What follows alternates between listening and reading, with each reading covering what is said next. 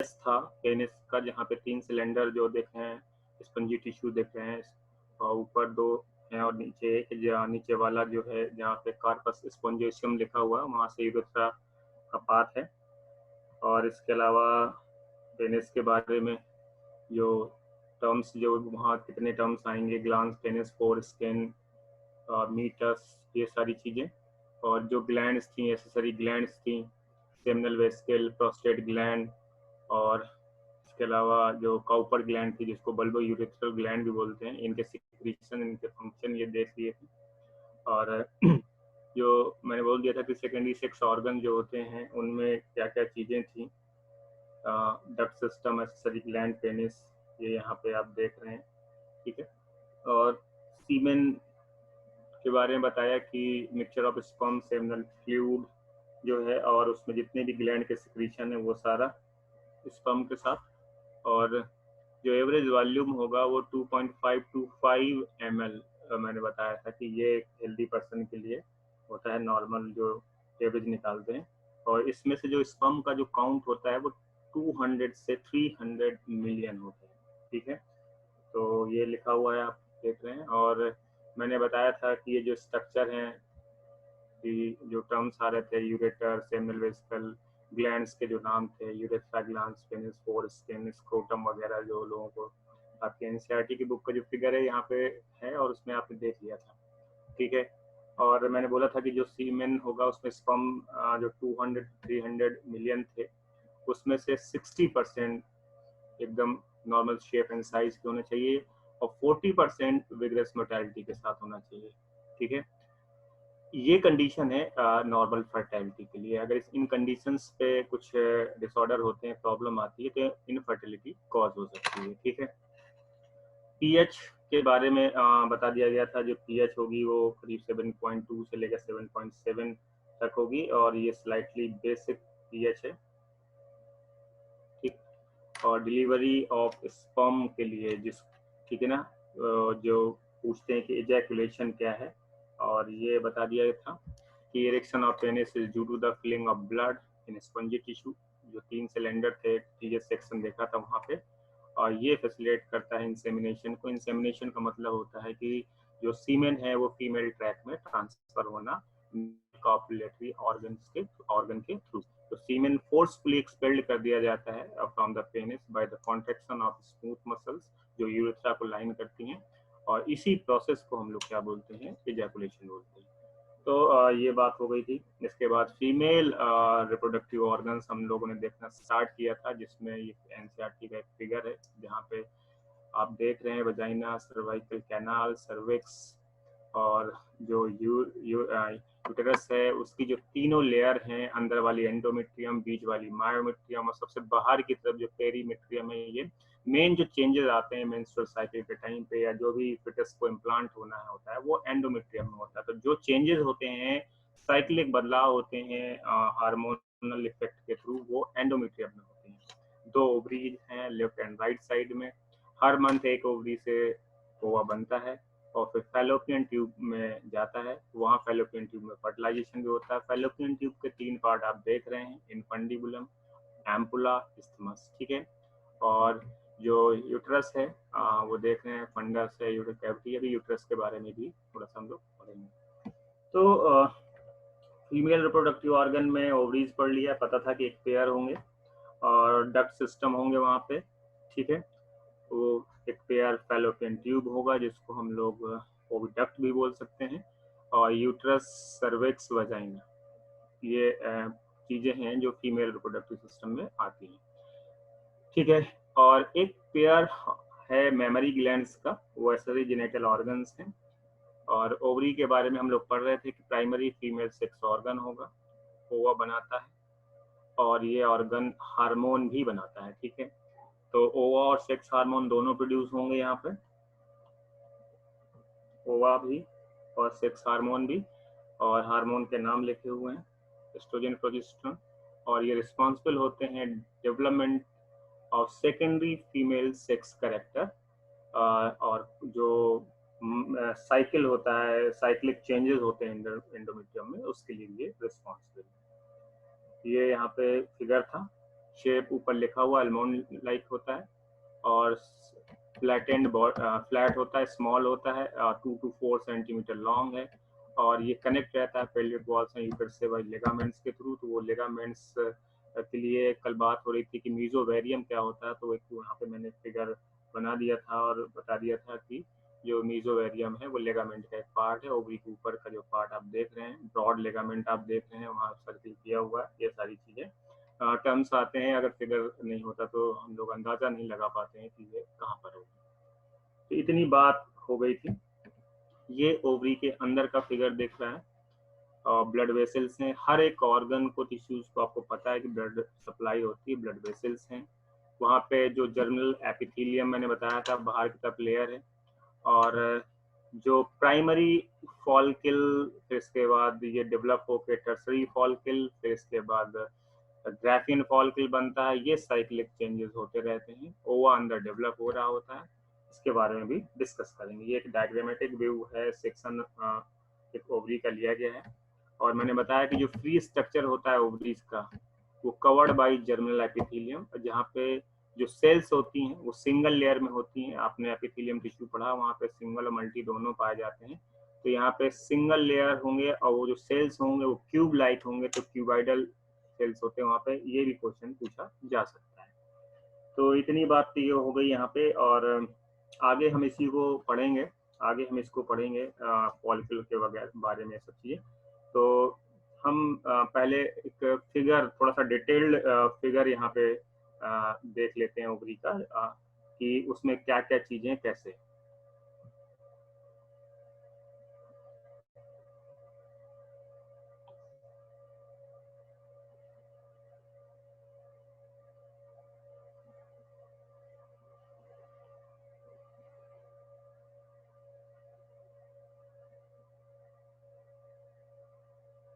देखिए यहाँ पे एक फिगर आपको दिख रहा होगा, एक डिटेल्ड फिगर यहाँ पे ओवरी के अंदर क्या है, ये सारी चीजें दिख रही हैं।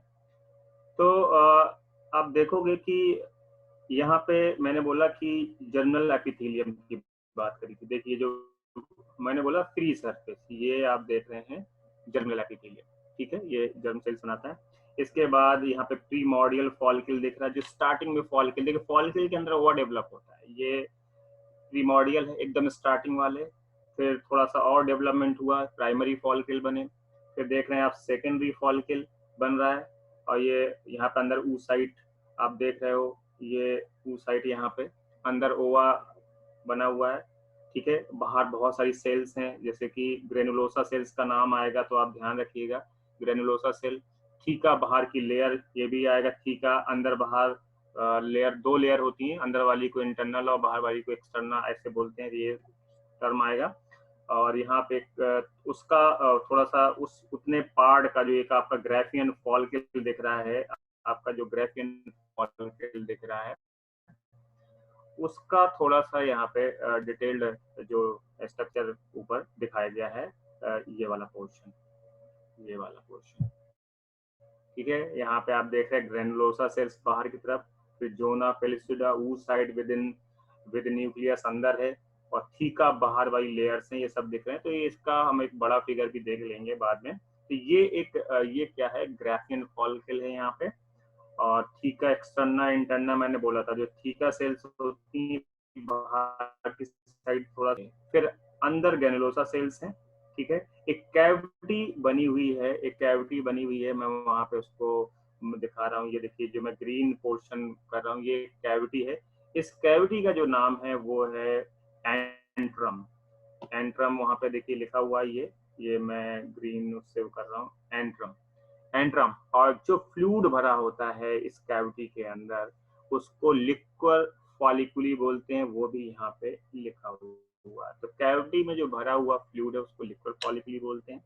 फिर देखिए आगे फॉलिकल रैप्चर हो गया है, ओवा रिलीज हो गया है, इसको बोलते हैं ओवुलेशन। और उस फॉलिकल के बचे हुए पार्ट को हम लोग ये देख रहे हैं यहाँ पे, ये कार्पस लूटियम बोल रहे हैं। क्या बोल रहे हैं? कार्पस लूटियम बोल रहे हैं, ठीक है। येलो कलर का होता है, कल ही मैंने बताया था, येलो बॉडी भी बोल सकते हैं। ल्यूटिन पिगमेंट होता है जिसकी वजह से ये येलो कलर का नजर आता है, ठीक है। तो कार्पस लूटियम बाद में देखिए मैच्योर हो रहा है, ये हार्मोन सिक्रीट करते हैं और इनको भी पढ़ना है हमको। इसके बाद जब कार्पस लूटियम का टाइम खत्म हो जाता है तो ये बेकार हो जाता है, इसका कोई यूज नहीं, क्योंकि फिर नया साइकिल आएगा, नया ग्राफीन फॉलिकल बनेगा, नया कार्पस लूटियम बनेगा, ऐसे चलता रहता है। लेकिन अगर प्रेगनेंसी कॉज हो जाती है तो कार्पस लूटियम को लंबे समय तक काम करना पड़ता है। अगर नहीं कॉज होती है तो ये अपना साइकिल पूरा करके जल्दी अपने टाइम के हिसाब से डिजेनरेट हो जाती है। तो अगर प्रेगनेंसी कॉज नहीं हुई है तो आपका जो कार्पस लूटियम है उसका टाइम पूरा हो जाएगा, तो ये कार्पस एल्बिकेंस में कन्वर्ट हो जाएगी और हम ये व्हाइट कलर की होती है, हम इसको व्हाइट बॉडी भी बोल सकते हैं। ठीक है, कुछ और टर्म्स आएंगे आगे, और टर्म्स आएंगे तो उनको, तो ये थोड़ा सा एक फिगर मैंने यहाँ पे इसलिए दिखाया कि आपको एक पिक्चर बन जाए आपके दिमाग में कि जब हम पढ़ेंगे तो ये कैसे कैसे हो रहा था, तो ये थोड़ा सा दिमाग में आपके रहेगा, इसलिए मैंने इसको यहाँ पे दिखाया।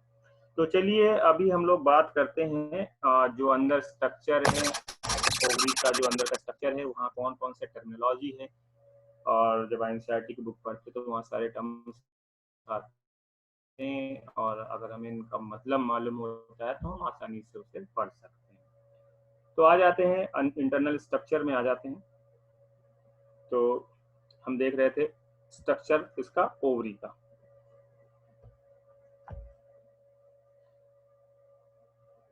ठीक है,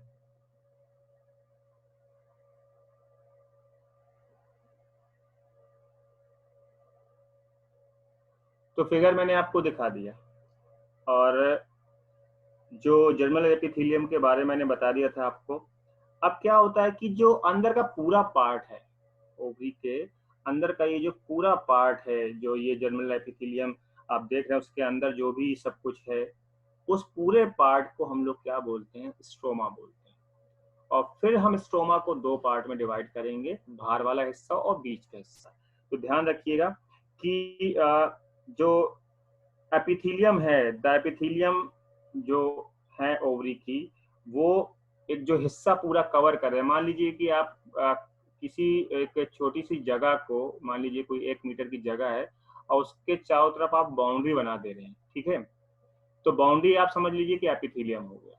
उसके अंदर का जो भी है जिसको आपने बाउंड्री से कवर कर दिया, उसके अंदर का जो भी है वो क्या है कि मान लीजिए कि मैंने ये इस तरीके से एक स्ट्रक्चर बना दिया, ठीक है, तो ये जो लाइन है ये सर्कल टाइप का दिख रहा है, ये समझ लीजिए एपिथेलियम है। एपिथेलियम का जो अंदर का पूरा जो हिस्सा है, ये जो पूरा एरिया दिख रहा है अंदर का कवर्ड है, ये समझ लीजिए इसका नाम क्या है, स्ट्रोमा है। अब स्ट्रोमा को दो पार्ट में डिवाइड करना है, तो हम अगर यहाँ पे एक डिवीजन कर देते हैं, मैं यहाँ ब्लू कलर के लाइन खींच रहा हूँ, तो ये स्ट्रोमा को दो पार्ट में डिवाइड किया गया है। ये वाला जो हिस्सा है, ये वाला जो हिस्सा है, इसको हम लोग कॉर्टेक्स बोल सकते हैं, और जो ये अंदर वाला हिस्सा दिख रहा है, जो ये बीच वाला दिख रहा है हिस्सा, इसको हम लोग मेडुला। हर जगह आप देखते हैं अंदर वाले हिस्सा को मेडुला और बाहर वाले को कॉर्टेक्स बोलते हैं, तो हम इसको मेडुला बोलते हैं। ये समझ लीजिए कि ओवरी का फिगर था। बाहर बाहर का जो हिस्सा है वो कॉर्टिकल पार्ट है, कॉर्टेक्स पार्ट है, जो अंदर का है वो आपका मेडुला पार्ट है। तो वही चीज है जो आपने अभी फिगर देखा था, वहां पे ओवरी का फिगर देखा था, तो उसमें जो एपिथेलियम के अंदर है का जो हिस्सा पूरा है, उसका जो पूरा ये देखिए हिस्सा है, ये स्ट्रोमा है। और वहीं अंदर स्ट्रोमा को हम लोग जहाँ पे फॉलिकल वगैरह दिख रहे हैं, सब दिख रहे हैं, ये आपका कॉर्टेक्स पार्ट है। और बीच का ये जो हिस्सा है, ये वाला जो हिस्सा है, ये समझ लीजिए मेडुला पार्ट, ठीक है। तो कॉर्टेक्स यानी कि स्ट्रोमा एक बाउंड्री के अंदर कवर्ड पार्ट है, जो मैंने आपको बता दिया था, हम ओवरी के अंदर की बात कर रहे हैं। और उस अंदर वाले स्ट्रोमा को हम लोगों ने यहाँ दो पार्ट में डिवाइड कर दिया है, ठीक है। तो अगर हम ये बात करते हैं यहाँ पे कि स्टोमा आपको समझ में आ गया होगा, तो हम लिख लेते हैं, ओवरी की बात कर रहे हैं अंदर की, कि एपिथेलियम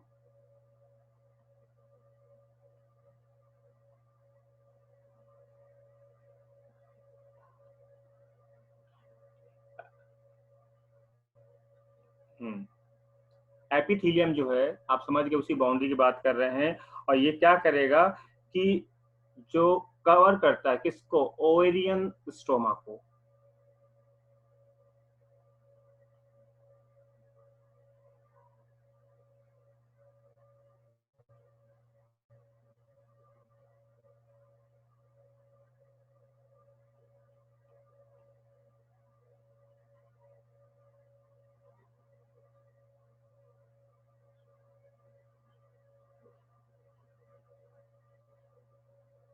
ठीक है। तो यहाँ पे स्ट्रोमा हमारा एक टर्म आ गया, वो जो अंदर का हिस्सा था उसको इसने कवर कर लिया, स्ट्रोमा को। ठीक है। और स्ट्रोमा को दो जोन्स में हम लोग डिवाइड कर देते हैं। स्ट्रोमा को दो जोन्स में डिवाइड कर लीजिए, आउटर कॉर्टेक्स और इनर मेडुला। तो स्ट्रोमा को दो पार्ट में डिवाइड कर लिया आपने, आउटर कॉर्टेक्स और इनर मेडुला में। ये बात आपको समझ में आ गई होगी कि स्ट्रोमा को हमको दो पार्ट में डिवाइड करना है, आउटर कॉर्टेक्स और इनर मेडुला में। ठीक है। फिर क्या है कि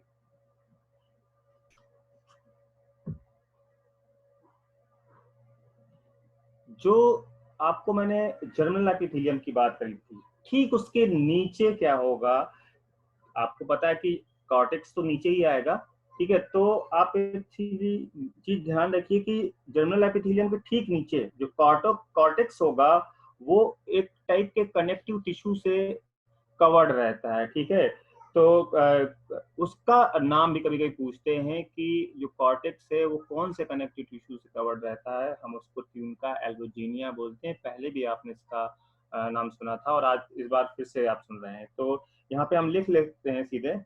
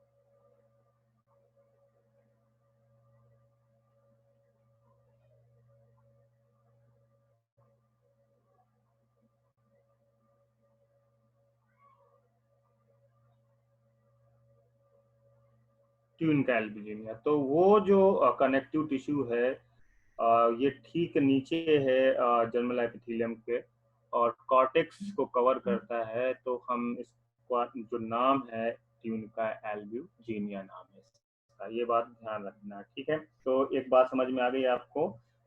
तो अब जब दो जोन हो गए हैं, बाहर की तरफ वाला कॉर्टेक्स और अंदर की तरफ वाला आपका मेडुला है, तो ये भी पता होना चाहिए कि भाई कॉर्टेक्स वाले पार्ट में क्या क्या चीजें हैं और मेडुला में क्या होगा। तो हम यहाँ लिख लेते हैं।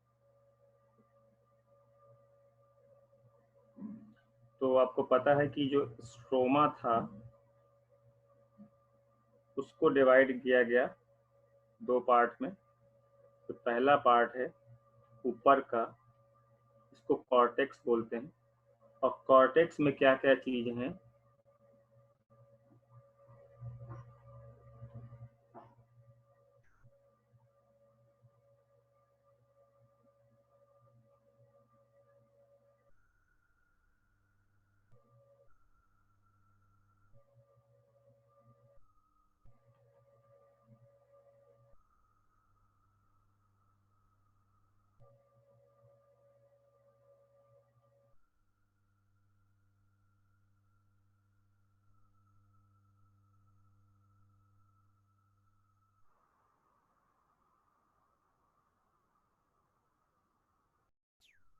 बहुत सारे वहाँ पे spherical oval sac like masses हैं सेल्स के, जिनको हम लोग ओवेरियन फॉलिकल बोलते हैं।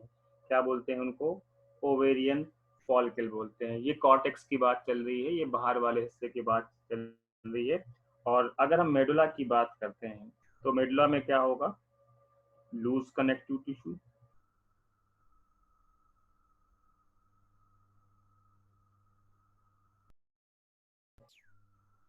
लूज कनेक्टिव टिश्यू होंगे वहां पे। और इलास्टिक फाइबर्स होंगे, ठीक है, और ब्लड वेसल्स होंगे बहुत सारे,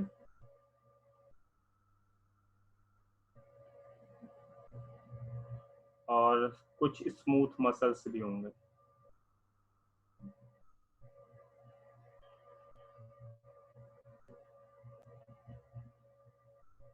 इतनी चीजें आप देखने को मिलेंगी आपको।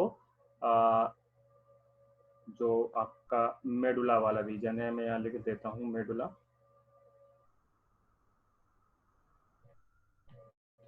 मेडुला वाले रीजन में आपको loose connective tissue, elastic fibre, blood vessels और कुछ स्मूथ मसल्स, और जो आपका कॉर्टेक्स वाला पार्ट था वहाँ पे ओवेरियन फॉलिकल होंगे जो ओवल सैक लाइक स्फेरिकल होंगे। ये मासेस सेल्स के हम उनको ओवेरियन फॉलिकल, तो आप समझ गए अंदर के हिस्से में बाहर वाले पार्ट में ओवेरियन फॉलिकल है, और जो बीच वाला मेडुला पार्ट है वहाँ पे ब्लड वेसल्स, फाइबर्स, टिश्यूज वगैरह ये सारी चीजें आपको वहाँ पे मिलेंगी, ठीक है। और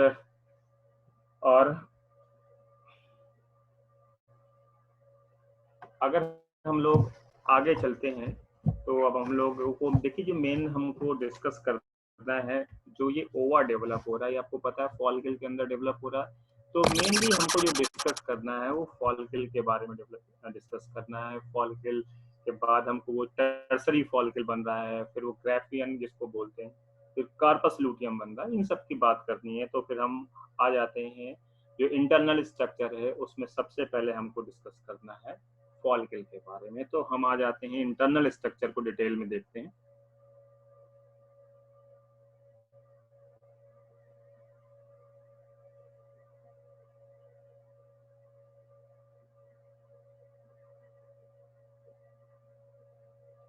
इंटरनल स्ट्रक्चर को डिटेल में देखते हैं, जिसमें हम पहला जो पार्ट है वो देखने जा रहे हैं ओवेरियन फॉलिकल।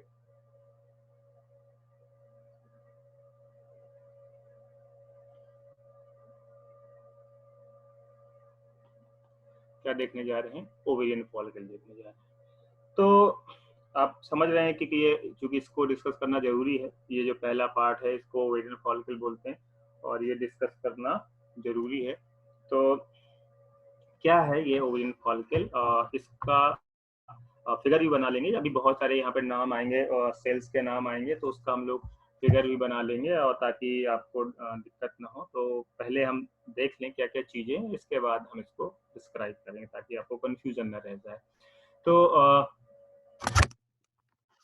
ठीक है, तो ओविन फॉलिकल में क्या होगा, क्योंकि अंदर क्या हो रहा है, डेवलप हो रहा है ओवम। तो सबसे पहली बात है कि it contains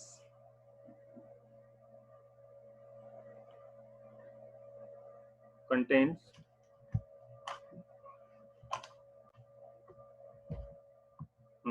it contains a large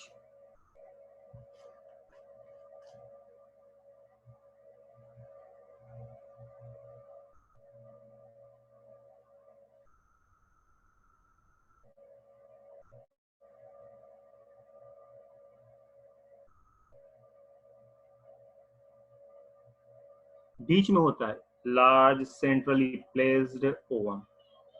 तो एक चीज क्लियर है कि ओवेरियन फॉलिकल में क्या होगा, लार्ज सेंट्रली प्लेस्ड ओवम होगा। ठीक है, एक बात क्लियर हो गई। ठीक है, अब क्या है कि आपको पता है कि वो हवा में तो लटक नहीं रहा होगा, तो सेल्स होंगे वहां पे उसको जो हैंग कराते हैं उस कैविटी में। तो क्या होता है, उस ओवा के चारों तरफ बहुत सारी सेल्स होते हैं, ओपन नहीं होता, बहुत सारे सेल्स उसको कवर करके रखते हैं ये फॉलिकल के अंदर। तो उन सेल्स को हम लोग ग्रेनुलर सेल्स बोलते हैं। तो ये जो ओवम होगा,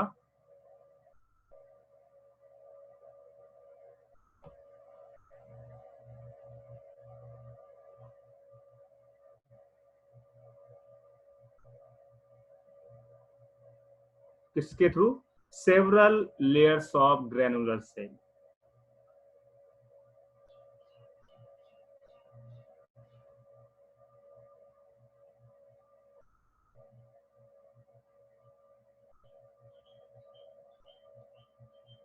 बहुत सारी ग्रेनुलर सेल्स से क्या होगा, ये जिनको हम लोग अभी वहां फिगर देख रहे थे जिनका नाम था फॉलिकुलर ग्रेनुलोसा, तो ग्रेनुलर सेल्स को हम लोग क्या बोलते हैं, सेल्स, तो वो layer of granular cells called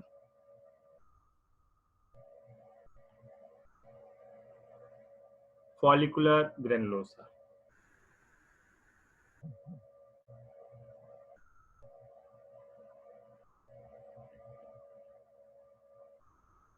ठीक है, तो ये जो सेल्स हैं इनको हम लोग फॉलिकुलर ग्रेनुलोसा ही बोलते हैं, और ये ग्रेनुलर सेल्स थे। ठीक है, तो हमें ये नाम याद रखना है कि फॉलिकुलर ग्रेनुलोसा के बारे में पूछा जाएगा। ठीक है, कि क्या होते हैं। इसके बाद आपको पता है वहां पे एक कैविटी थी जिसपे वो सस्पेंडेड था। ठीक है, तो जिसमें फ्लूइड भरा था, हमने बोला था कि जिस एंट्रम कैविटी है उसमें एक फ्लूइड भरा था जिसको लिक्विड फॉलिकली बोलते हैं। तो वो सारी बातें यहाँ पे करनी है। तो लास्ट में हम फिगर यहाँ पे उसका एक मैच्योर फिगर भी दिखाएंगे। पहले हम लोग देख लेते हैं क्या क्या पॉइंट्स हैं इसमें। तो फॉलिकल ग्रेनुलोसा से कवर्ड है, ठीक है ना, और सस्पेंडेड है स्मॉल कैविटी में।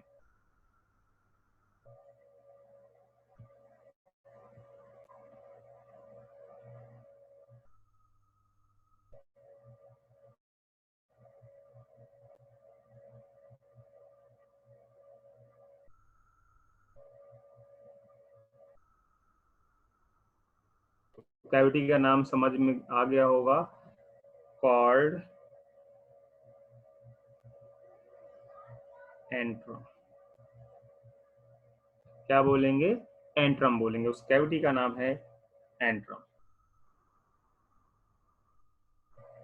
कैविटी का नाम हो गया एंट्रम हो गया। ठीक है, तो कैविटी का नाम हो गया, लेयर्स जो थी सेल्स उनका नाम हो गया। अब इस एंट्रम कैविटी जो एक फ्लूइड से भरी है उसको क्या बोलते हैं,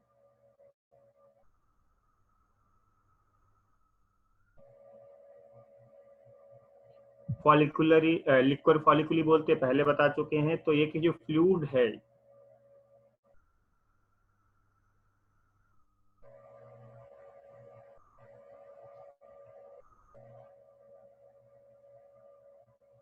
क्या बोलेंगे उसको, लिक्विड फॉलिकल।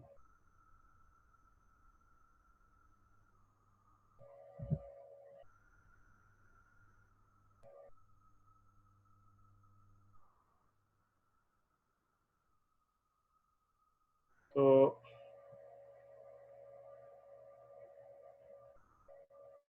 ठीक,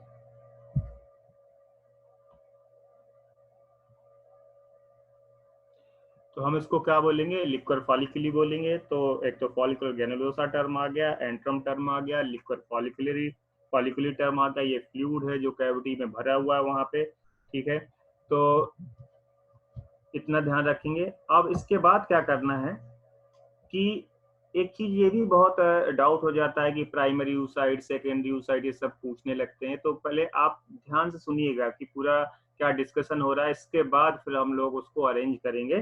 ठीक है, तो अब हम बात करते हैं कि जो सेकेंडरी ऊसाइट था, ठीक है, जब हम लोग एक तो वहां पे गैमेटोजेनेसिस होगा तो वहां देख लेंगे प्राइमरी सेकेंडरी कब बोलते हैं। लेकिन अभी हम यहाँ पे कहाँ से स्टार्ट कर रहे हैं, सेकेंडरी ऊसाइट से स्टार्ट कर रहे हैं कि सेकेंडरी ऊसाइट है, और जो फॉलिकल जिसके अंदर वो होता है उसको हम लोग टर्सरी फॉलिकल बोलते हैं। आप देख रहे थे प्राइमरी सेकेंडरी टर्सरी बन रहा था, तो टर्सरी फॉलिकल के अंदर जो ऊसाइट होता है हम उसको बोल रहे हैं सेकेंडरी ऊसाइट। तो हम यहाँ लिख लेते हैं कि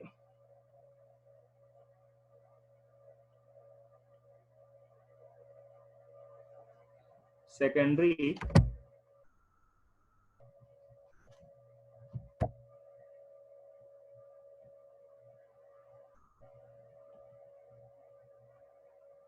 इन टर्सरी फॉलिकल।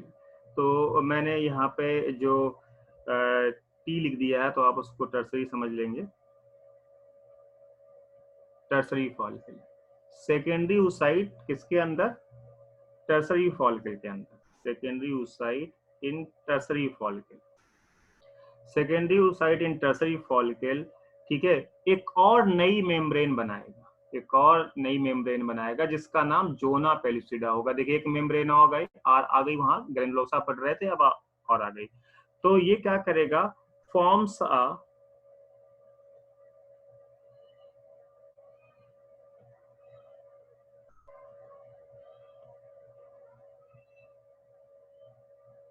मेम्ब्रेन जिसका नाम है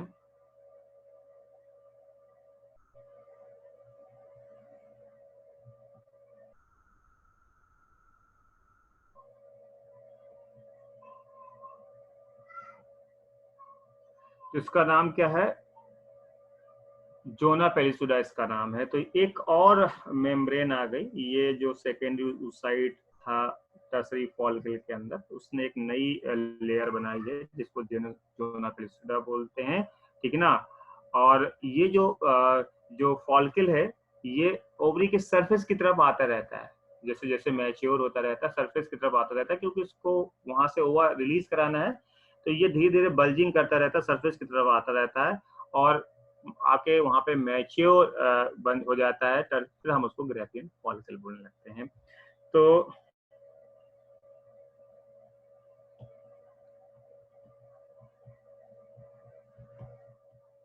ये जो टर्सरी फॉलिकल है ये क्या करेगा, बल्जेस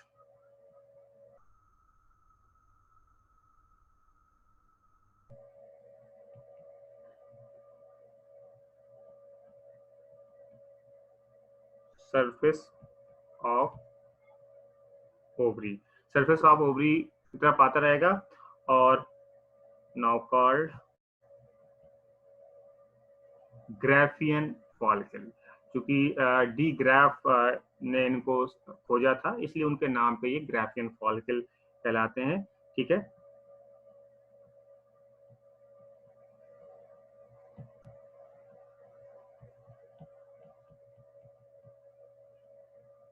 ग्राफियन फॉलिकल, तो इन्होंने मैंने बता दिया कि डी ग्राफ थे, डी ग्राफ उन्होंने रिसर्च करी थी, इनको ढूंढा था, उनके मैं ब्रैकेट में उनका नाम लिख देता हूँ,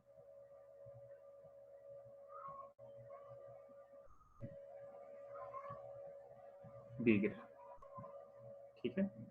तो तब इनका जो नाम है वो ग्राफियन फॉलिकल यहाँ पे।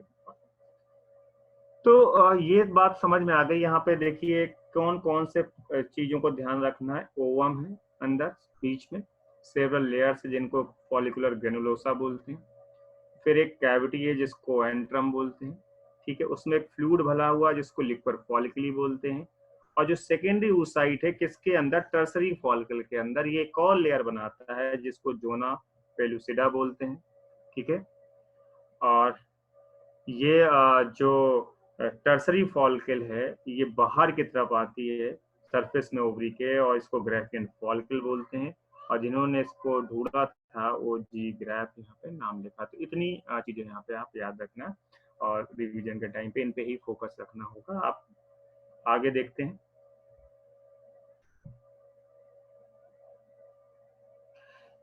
ये तो बात हो गई आपका, और ये करीब 1672 की बात है जो जब इन्होंने ये इनकी बात करी थी डी ग्राफ ने, काफी पहले की बात है, 1672 की बात है, ठीक है। तो कोई ऐसी जनरल नॉलेज टाइप का भी क्वेश्चन आ सकता है बाय चांस, तो आप ध्यान रखें कि इनका नाम किससे कनेक्टेड है। अब आते हैं हम लोग आगे कि जो ग्राफिन फॉलिकल हमने बोला था कि जब ग्राफिन फॉलिकल से ओवा बाहर निकल जाता है जिसको हम ओवुलेशन बोलते हैं, कब होगा आगे पढ़ेंगे, लेकिन अभी मैंने बता दिया था जिसको हम लोग ओवुलेशन बोलते हैं। तो जो ग्राफिन फॉल का जो बचा हुआ पार्ट था ग्राफिन फॉलिकल का, हम उसको क्या बोलते थे, कार्पस लूटियम बोलते थे। तो कार्पस लूटियम के बारे में बात करते हैं। तो एक तो हमने इंटरनल स्ट्रक्चर में ओवेरियन फॉलिकल की बात करी, अब हम लोग बात कर रहे हैं दूसरी कार्पस लूटियम के बारे में।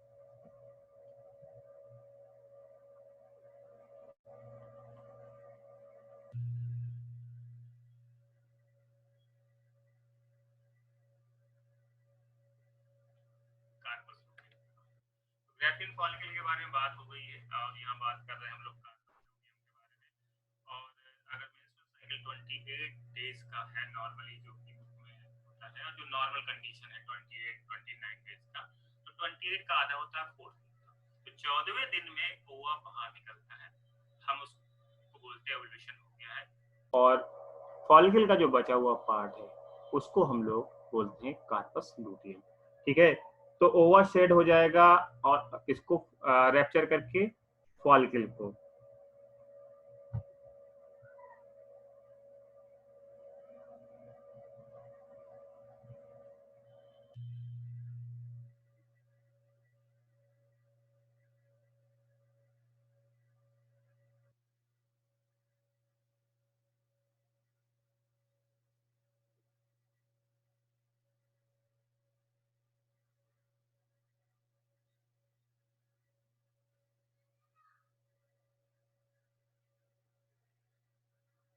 ठीक है, ओवा फॉलिकल को रैप्चर करके क्या हो जाएगा, शेड हो जाएगा ओवरी से। ठीक है, और इसी को क्या बोलते हैं, ओवुलेशन बोलते हैं।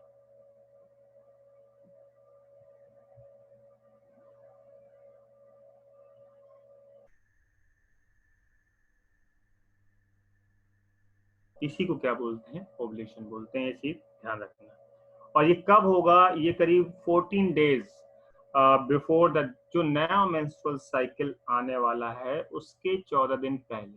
तो आपको पता है कि मेंस्ट्रुअल साइकिल 28 डेज का है, तो जब वो 28 डेज पूरे होंगे तो नया चालू होगा। तो नया चालू होने के 14 दिन पहले का मतलब हुआ कि 14 डे पे। ठीक है ना, तो ये भी हम यहाँ पे लिख लेते हैं।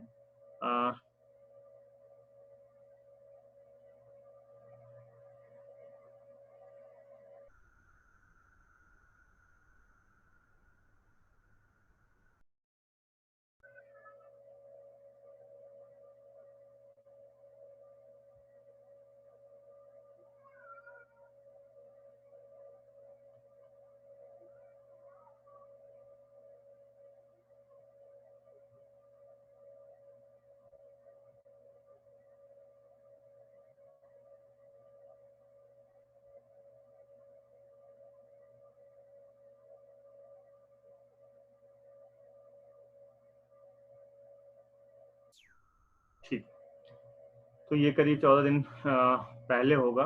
ठीक है, और जब ये ओवा बाहर निकल जाएगा तो जो रिमेनिंग पार्ट है ग्राफिन फॉलिकल का, हम उसको बोलेंगे कार्पस लूटियम।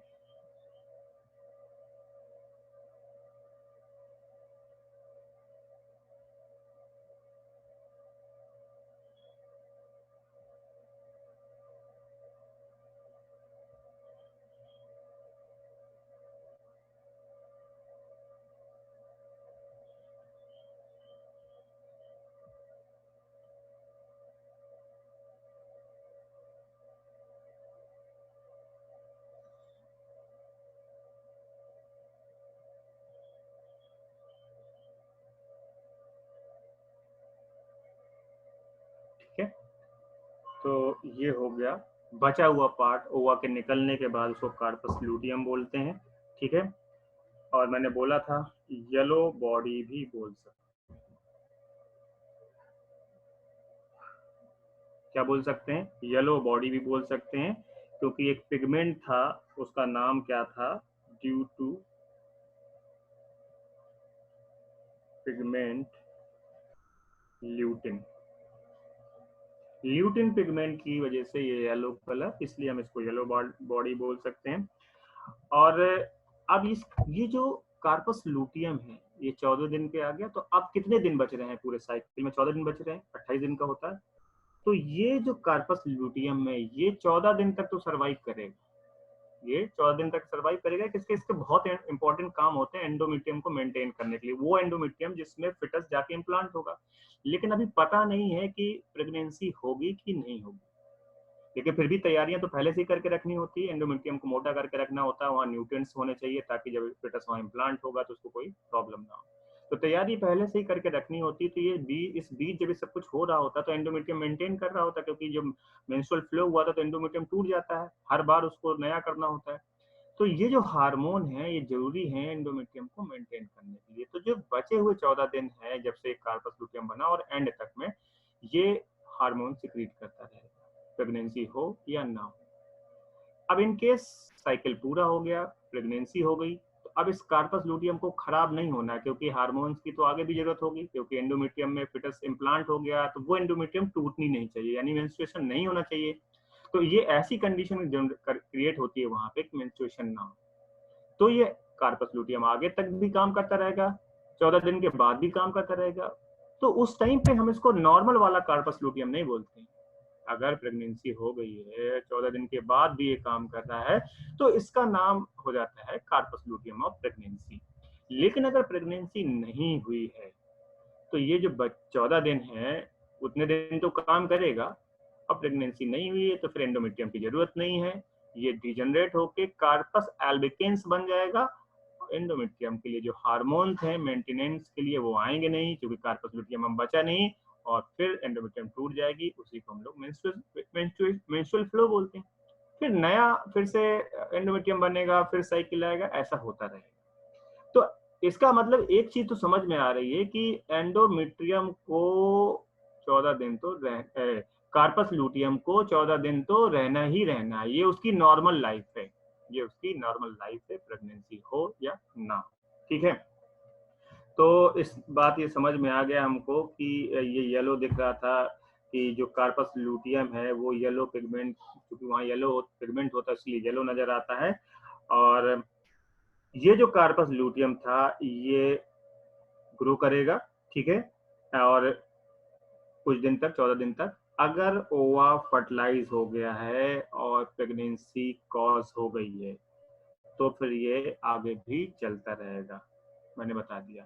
लेकिन if the ovum is not fertilise, तो पहले तो ओवा फर्टिलाइज हो गया, इसकी बात कर लेते हैं।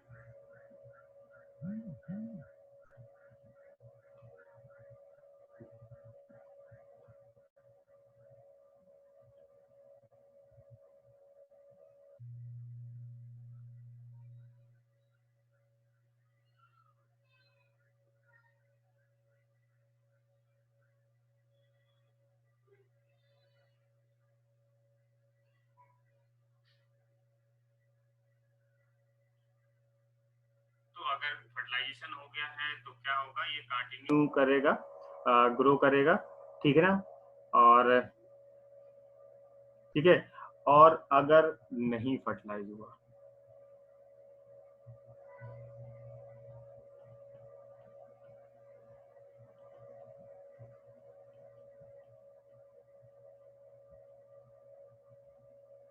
तो मैंने आपको बता दिया कि अगर नहीं फर्टिलाइज हुआ है तो कितने दिन तक, सिर्फ 14 दिन तो इसे ग्रो करना ही करना है। तो ये कितने दिन रहेगी,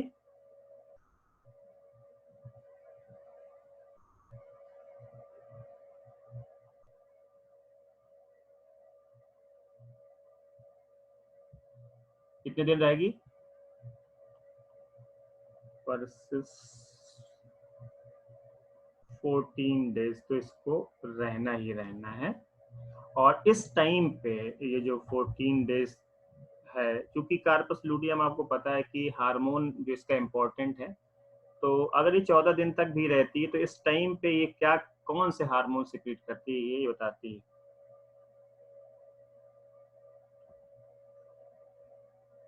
तो इस पीरियड पे क्या होगा, ड्यूरिंग दिस पीरियड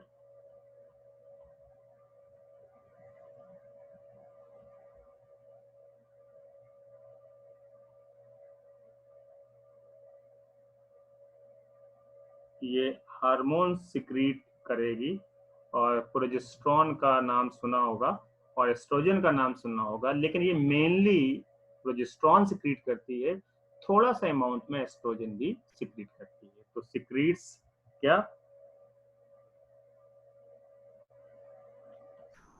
प्रोजेस्टेरॉन, एक तो बात ही समझ में आ गई कि प्रोजेस्टेरॉन सिक्रीट करेगी, एंड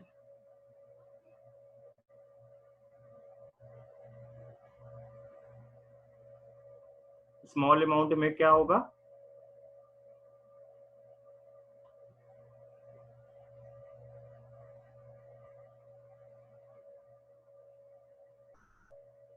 दूसरा हार्मोन का नाम क्या बताया मैंने, एस्ट्रोजन।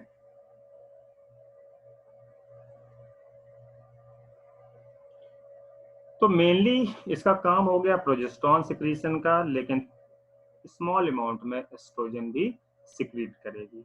ठीक है, और 14 दिन पूरे हो गए, इसकी फंक्शनल लाइफ खत्म हो गई है क्योंकि प्रेगनेंसी तो हो नहीं है, तो ये कन्वर्ट हो जाएगी कार्पस एल्बिकेंस में। तो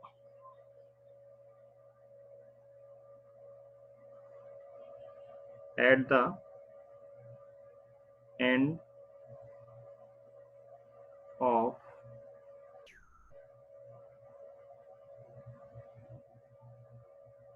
फंक्शनल लाइफ, तो जब इसकी फंक्शनल लाइफ 14 दिन की खत्म हो गई है, ठीक है ना, तो क्या होगा, इट डीजेनरेट्स,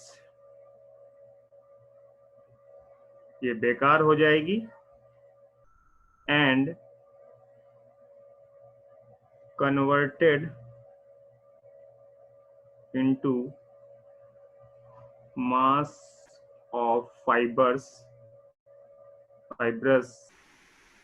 टिश्यू, जिसको हम बोलते हैं कॉल्ड कार्पस एल्बिकेंस।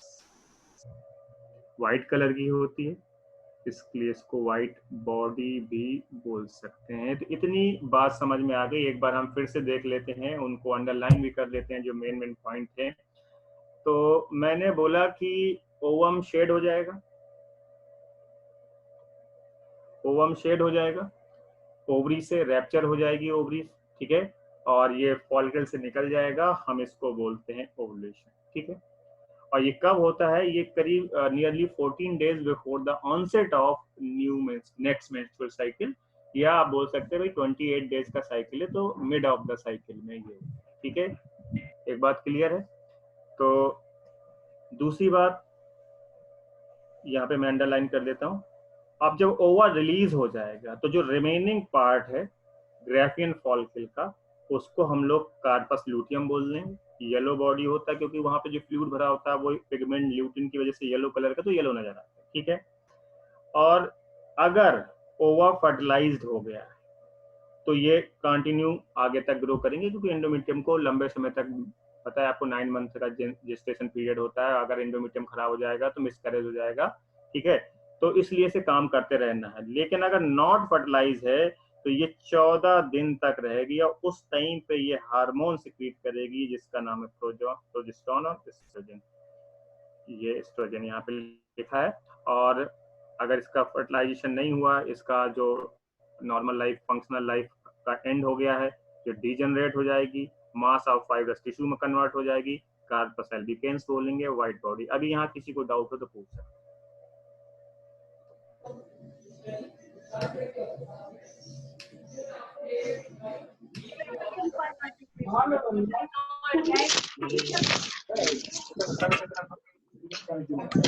पहले मेरे लाल चुनरिया।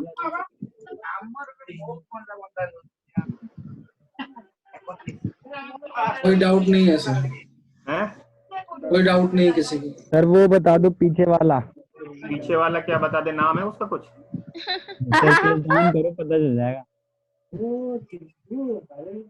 अरे बताओ तो पीछे वाला क्या सर पूछना है? अभी जो स्ट्रक्चर बताए थे ना, वो इसका फॉलिकल का। अच्छा ठीक है, तो मैं एक स्ट्रक्चर यहाँ दोबारा से एक डिटेल्ड स्ट्रक्चर दिखा रहा हूँ, तो सभी लोग देख लें। ठीक है, तो उसके साथ साथ एक बार रिवाइज करा देते वो हाँ पिक्चर मैं के बता, साथ। ठीक है मैं बता देता।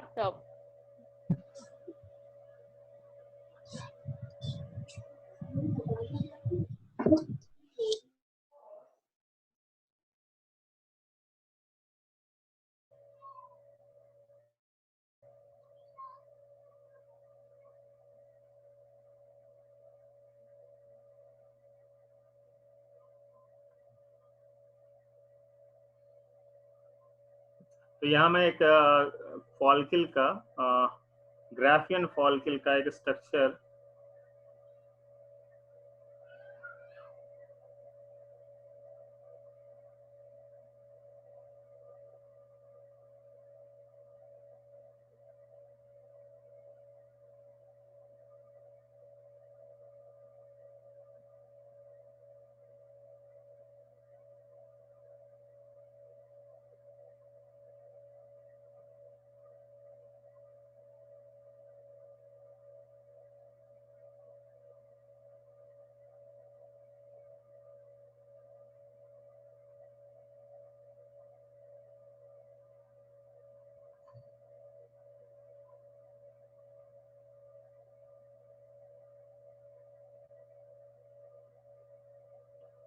देखो यहाँ पे एक फिगर मैंने अपलोड किया है, ये आप यहाँ पे एक फिगर देख रहे हैं। ये समझ लीजिए कि ग्राफियन फॉलिकल जो कि टर्सरी के बाद मैच्योर होके बना था, ये उसका फिगर है। और यहाँ पे आप देख रहे हैं कि मैंने बोला था कि बीच में आप देख रहे हैं कि ये देखो यहाँ पे ये जो पार्ट है, ये क्या पार्ट है, ओवा यहाँ पे, ठीक है। ओवा के बाहर एक लेयर है जिसको हम लोग कोरोना रेडिएटा बोल रहे हैं, ठीक है। और जो फॉलिकल, ये जो जितनी भी ग्रीन ग्रीन देख रहे हैं, ये फॉलिकुलर सेल्स हैं। तो इनको ग्रेनुलोसा सेल्स देखिए बोल रहे हैं, ये जितनी भी ये सब बने हैं, ये वाले भी, ये सब ये फॉलिकुलर सेल, ठीक है, ग्रेनुलोसा। इसके बाद एक मेम्ब्रेन है जिसको आप बताया कि बेसल लैमिना बोलते हैं, ये कैविटी है एंट्रम, और इसमें फ्लूइड भरा होता है। और ये वाला जो पार्ट है जिससे ये ओवा हैंग कर रहा है उस कैविटी में, ये आप देख रहे हैं यहाँ पे, इसको कुमुलस ओफोरस बोलते हैं, ठीक है ना। एक तो ये फिगर है, और एक थोड़ा सा और हम एक फिगर दिखा रहे हैं जिसमें थोड़ा ज्यादा चीजें होंगी, उसमें भी देख लेते हैं।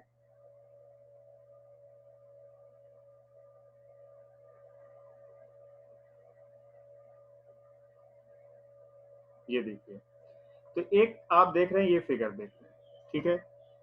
तो ये वाला जो पार्ट है ये क्या है, ग्रेनुलोसा सेल्स का है, ठीक है। अंदर जो है ये है एग, जो मैं इसको हाईलाइट कर रहा हूँ, ये ग्रीन हाईलाइट किया है मैंने इसको, ये वाला समझ लीजिए। ये वाला जो पार्ट है आप देख रहे हैं, ये ओवा है। ये ओवा के चारों तरफ ये जो ये आप देख रहे हैं, ये सेल्स हैं, ये सब ग्रेनुलोसा सेल्स हैं, ठीक है ना। लेकिन आप यहाँ पे देख रहे हैं कोरोना रेडिएटा एक टर्म दिया हुआ, एक टर्म कोरोना रेडिएटा दिया हुआ, उसको मैं मार्क करता हूँ। ये देखिए कोरोना रेडिएटा दिया हुआ। अभी ये आपकी बुक में जो फिगर बना उसमें भी नाम है corona radiata, zona pellucida, granulosa cells, इसलिए बता रहा हूँ। तो हम देख रहे हैं कि ओवा है, और ओवा के चारों तरफ जो ये सेल्स हैं, ये जो सेल्स हैं, ये वाली सेल्स, ये देखिए ये ग्रेनुलोसा सेल्स हैं, ठीक है। और आप देख रहे हैं कि ये जो लेयर है, ये जो लेयर है यहाँ पे, तो ये भी चारों तरफ है, सेल्स वही है, ठीक है। बेसल लैमिना आप देख रहे हो, ये इस तरफ आ जाते हैं, तो ये जो जगह है, ये कैविटी है, इसमें एक फ्लूइड भरा है जिसको लिक्विड फॉलिकुली या फॉलिकुलर फ्लूइड बोलते हैं, ये कैपिलरीज वगैरह है। फिर जोना पेलुसिडा की बात आती है। देखिए जोना पेलुसिडा कहाँ है, इसको भी ध्यान रखना, कोरोना रेडिएटा और जोना पेलुसिडा।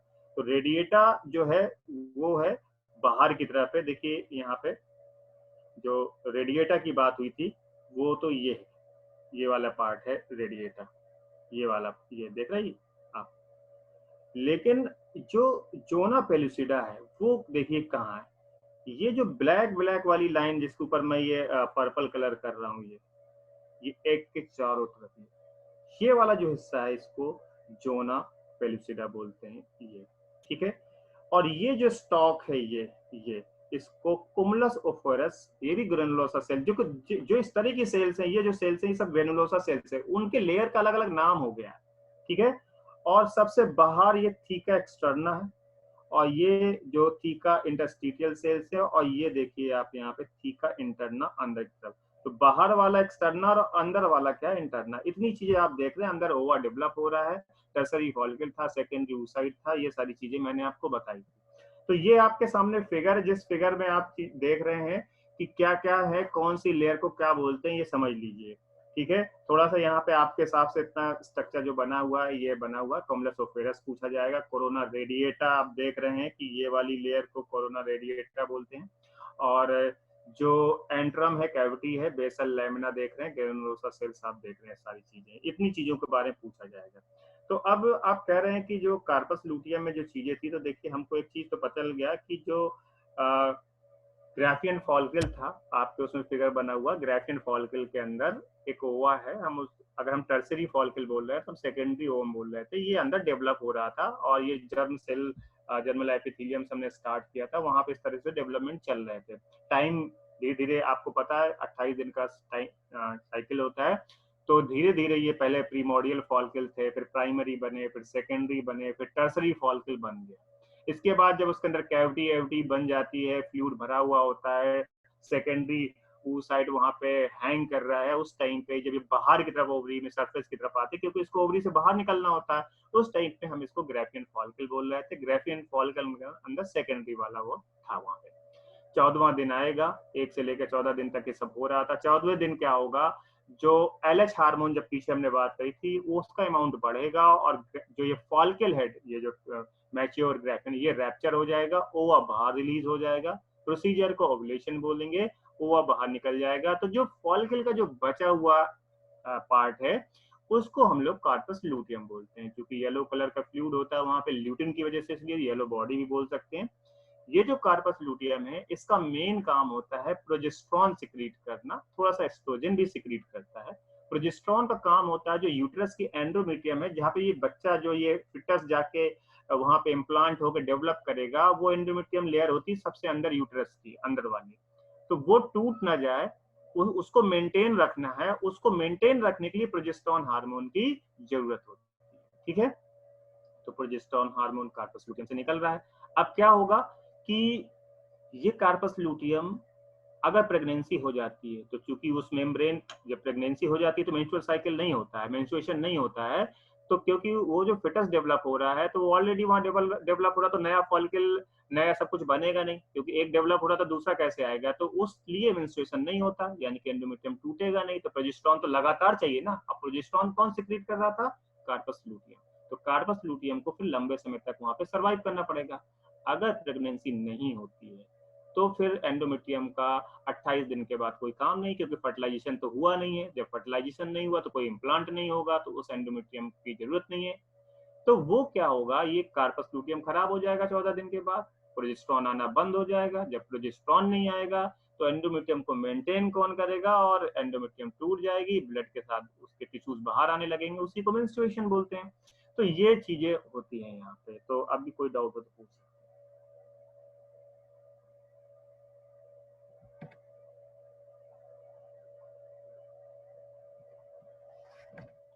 किसी को डाउट हो?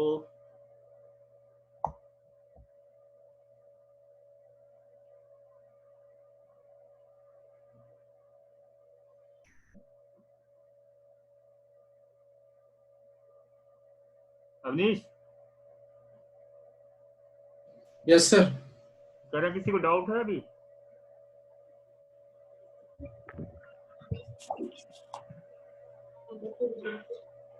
सर कॉर्पस लूटियम से पहले वाला टॉपिक।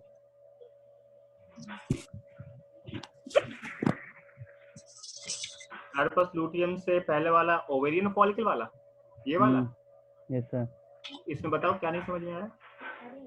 सर जैसे इसमें ये आपने बोला लिक्विड फॉलिकल, वो जो है, हाँ वही फॉलिकुली। ऐसा है कि फॉलिकुली एक चीज समझ लो, फॉलिकल क्या है, एक बॉडी है, सेल की तरह समझ लो, बॉडी है जिसमें बहुत सारी सेल से बना हुआ, उसके अंदर ओवा डेवलप हो रहा है, ठीक है।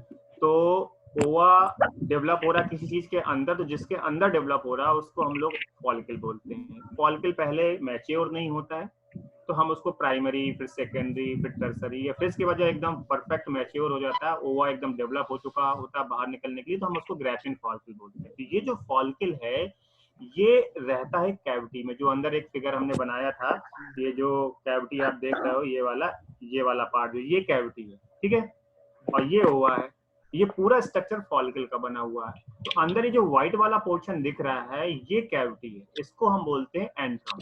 तो इस कैविटी में एक फ्लूइड भरा होता है जिसको लिक्विड फॉलिकली बोलते हैं, और यहीं पे देखो ये ओवा क्या कर रहा है, यहाँ हैंग कर रहा है, तो वह यहाँ पे हैंग करता रहता है। तो जिस स्टॉक से हैंग करता है, ये जो स्टॉक हैंग कर रहा है इसको कमुलस ओफेरस बोलते हैं। ये देखो यहाँ पे ये भी ग्रेनुलोसा सेल्स का बना हुआ है, ठीक है।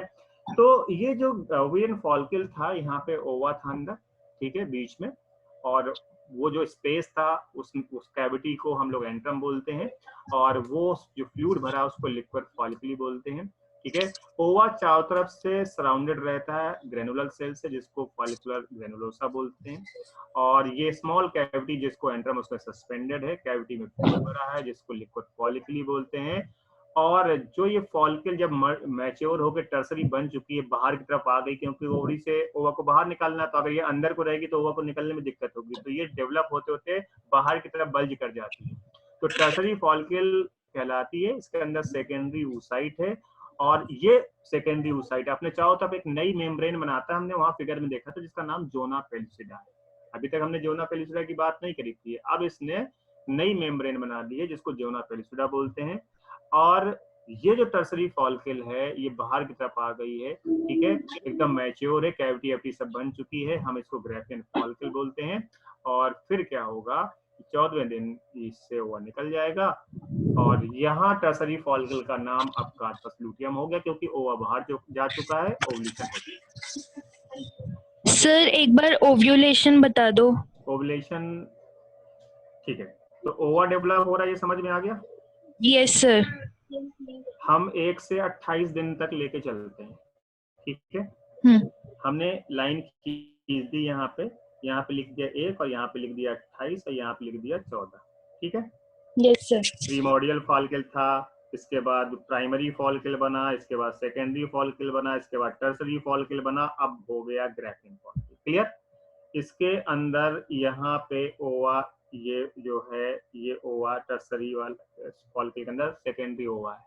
14वें दिन LH हार्मोन आया, ये जो फॉलिकल था टर्सरी वाला, ये फॉलिकल रैप्चर हो गया, ये फॉलिकल रैप्चर हो गया, और ये जो ओवा था, ये रिलीज हो गया, बाहर आ गया 14वें दिन, ठीक है, ये ओवा रिलीज हो गया। तो ये है ओवुलेशन, ओवा का फॉलिकल से, ग्राफियन फॉलिकल से बाहर निकल जाना। कौन से दिन? 14वें दिन, हम इसको बोलते हैं ओवुलेशन, ठीक है। बोलो। ठीक है सर, ओके है सर। ठीक है, तो इतनी बात अब आपके समझ में आ गई है कि हम किस तरीके से फॉलिकल, कार्पस लूटियम, इन सब की बात कर रहे थे, और ओवा रिलीज हो गया, उसको ओवुलेशन बोलते हैं। कौन से दिन रिलीज हो गया ये भी मैंने बता दिया है आपको यहाँ पर, और जो बचा हुआ पार्ट था उसको कार्पस लूटियम बोलते हैं। कार्पस लूटियम कौन सा हार्मोन सिक्रीट करते हैं ये भी बता दिया, हार्मोन का काम भी बताया, हालांकि मैं ये बाद में बताऊंगा, तो आप इस चीज को ध्यान रखें जो जो चीजें बताई हैं मैंने। और देखिए, मैंने एक चीज बताई है और फिर से बता देता हूँ कि अगर आपको बहुत अच्छा समझना है तो आप एक बार अपनी एनसीईआरटी को जरूर पढ़ लिया करिए क्लास लेने से पहले। ये ध्यान रखिए, ये आदत में डाल लीजिए। अगर आपकी ये आदत है तो ये आपके लिए बहुत अच्छी बात है, क्योंकि धक्का मार के पढ़ाना और मजबूरी में पढ़ना और 12th में पास हो जाएंगे ऐसा पढ़ना, ऐसे तो बहुत सारे लोग पढ़ रहे हैं। लेकिन आप कुछ अच्छा करना चाहते हैं और अपनी जो मेहनत कर रहे हैं इसको आगे तक ले जाना चाहते हैं, तो आपको कैसे पता चलेगा कि मैं सही पढ़ा रहा हूँ, गलत पढ़ा रहा हूँ? और जब आप पढ़ के आओगे तभी तो पता चलेगा। ऐसे तो मैं कुछ भी पढ़ाता रहूंगा, आप हाँ करते रहना, थोड़ा बहुत डाउट होगा पूछते रहोगे, तो इसलिए ध्यान रखिए इस चीज को। पढ़ के आइए, डिस्कशन करिए, और जब आप डिस्कस करते हैं और आपके डाउट क्लियर होते हैं वो एकदम पक्का हो जाता है लॉन्ग टर्म के लिए। तो आगे आ जाते हैं हम लोग, फैलोपियन ट्यूब में आ जाते हैं। हम लोग ने ओवरीज से रिलेटेड जो भी बातें थी डिटेल में एकदम बता दी मैंने, आपके एनसीईआरटी में कम दिया है, कुछ दिया, कोई बात नहीं, ये कोई बात नहीं करेगा कम दिया, हम पढ़ा रहे हैं ना उसको। तो मैंने ओवरी से रिलेटेड जितनी भी बात थी, अब एक दो बात रह भी जाती है तो जब हम क्वेश्चन करते हैं तो वो भी वहाँ क्लियर हो जाती है, तो ज्यादातर मैं सब बता रहा हूँ यहाँ पे। अब क्या करना है कि फैलोपियन ट्यूब में आ जाते हैं हम लोग। फीमेल रिप्रोडक्टिव सिस्टम पढ़ रहे थे, ओवरी कंप्लीट हो गया है, फैलोपियन ट्यूब में आ जाते हैं।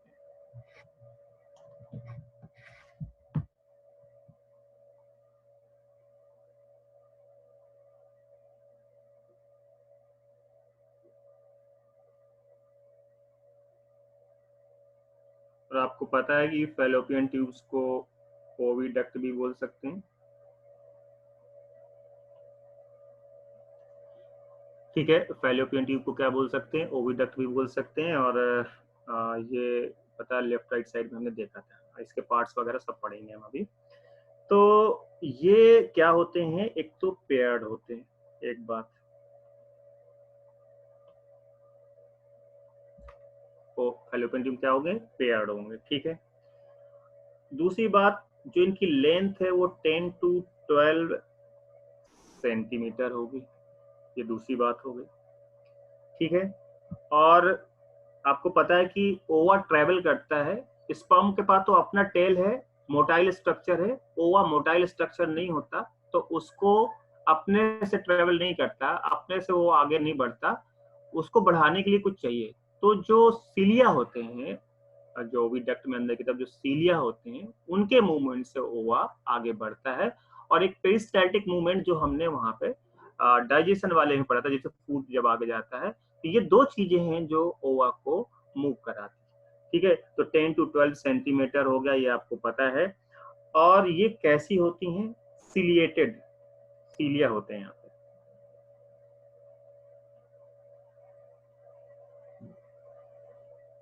ठीक है। सिलिएटेड होगा, मस्कुलर,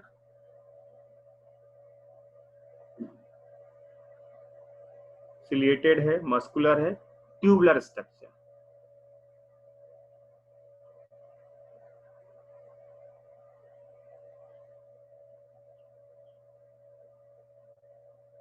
ठीक है।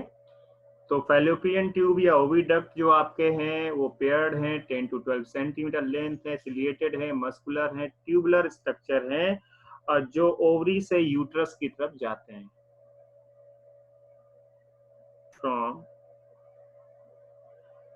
जो ओवरी की पेरीफेरी है वहां से लेके यूट्रस तक है, तो हम लिख लेंगे यहाँ पे कि from periphery of each ovary to uterus, क्योंकि दो ओवरी हैं।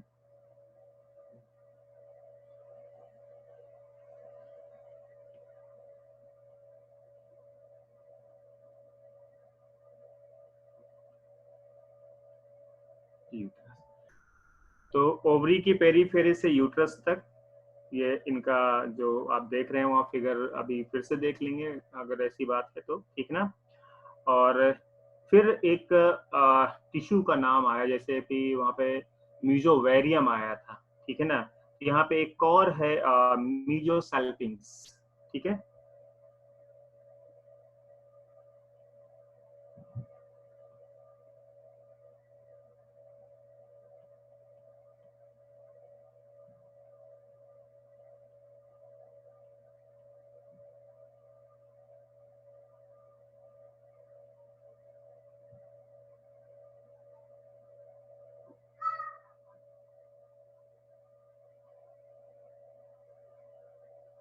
मीजोसैल्पिंग्स, जैसे मीजोवेरियम था वैसे इस नाम को याद रखना है। अभी मैं कोई फिगर दिखा दूंगा आपको कि कहाँ पे है, ठीक है।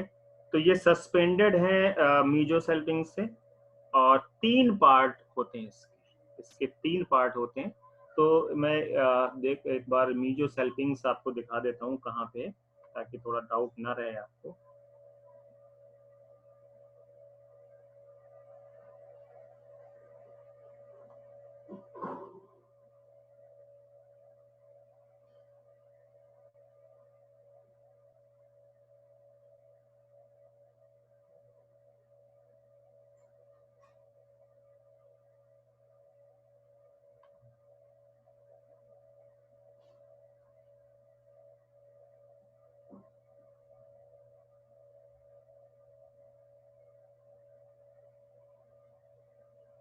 देखिए ये ओवरी का फिगर दिख रहा है आपको यहाँ पे, और ये जो मीजोसैल्पिंग्स लिखा हुआ है, ये देखिए मीजोवेरियम तो आप समझ गए, पहले हम बात कर चुके हैं।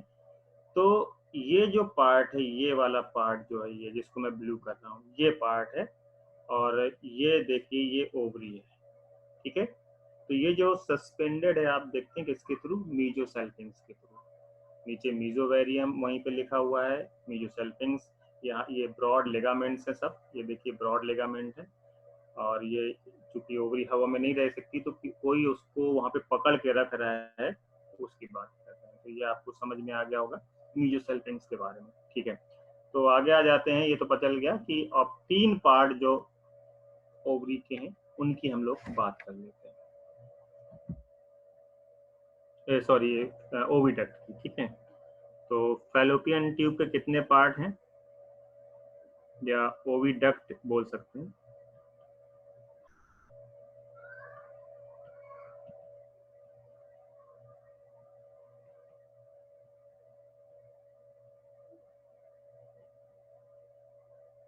3 पार्ट है। पहला पार्ट की अगर हम बात करते हैं जिसको इनफंडीबुलम बोलते हैं,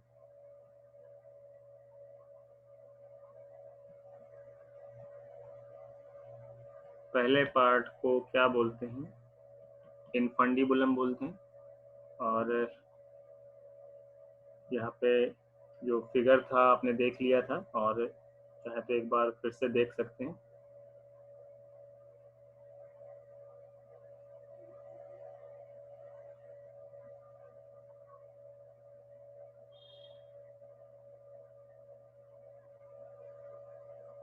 एनसीईआरटी का फिगर है, यहाँ पे फिगर मैंने पेस्ट कर दिया है।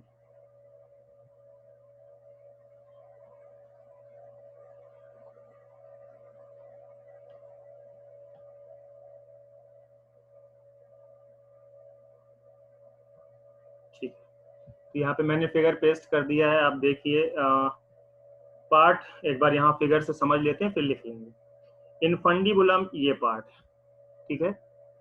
ओवरी के सबसे करीब वाला पार्ट इनफंडीबुलम है, 1 नंबर, 2 नंबर ये, और 3 नंबर ये पार्ट देख लिया आपने, ठीक है। तो मैंने बोला कि इनफंडीबुलम होगा ये ओविडक्ट से सबसे पास वाला पार्ट है। तो पहला पार्ट इनफंडीबुलम है, और ये किसके पास है,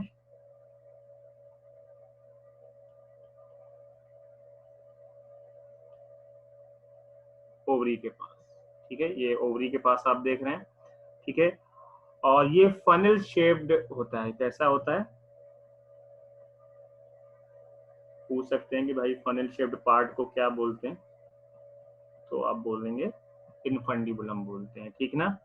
और इसके किनारे पे देखो जो फिंगर लाइक स्ट्रक्चर देख रहे हैं, इसके किनारे पे आप देख रहे हैं ये जो ये फिम्बरी जिनको बोलते हैं, तो फिंगर लाइक स्ट्रक्चर देख रहे हैं। तो द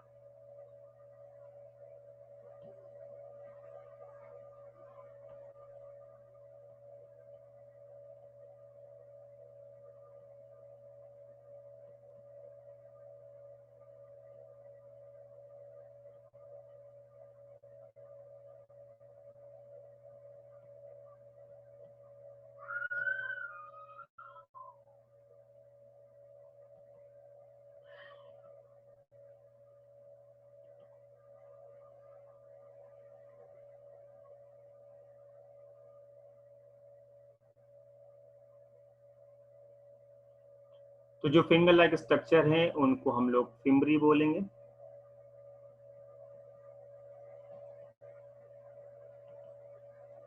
ठीक है। फिगर में भी देख रहे हैं कि जो फिंगर लाइक स्ट्रक्चर इन फंडिबुलम के किनारे पे हम उनको, या उन फिंगर लाइक प्रोजेक्शंस को हम लोग क्या बोलते हैं, फिम्बरी बोलते हैं, ठीक है। फिंगर लाइक प्रोजेक्शन फिम्बरी हो गए। फिम्बरी का काम क्या है, ये जो ओवा है ओवरी से जो बाहर आ रहा है उसको कलेक्ट करना है, पकड़ना है, और फिर वो ओविडक्ट के अंदर जाता है। वहां एक होल होता है जिसको ऑस्टियम बोलते हैं, उसके थ्रू वो चला जाता है। तो उसको पकड़ने का जो काम है, उसको कलेक्ट करने का जो काम है, वो फिम्बरी का काम है। तो फिम्बरी हेल्प करेंगे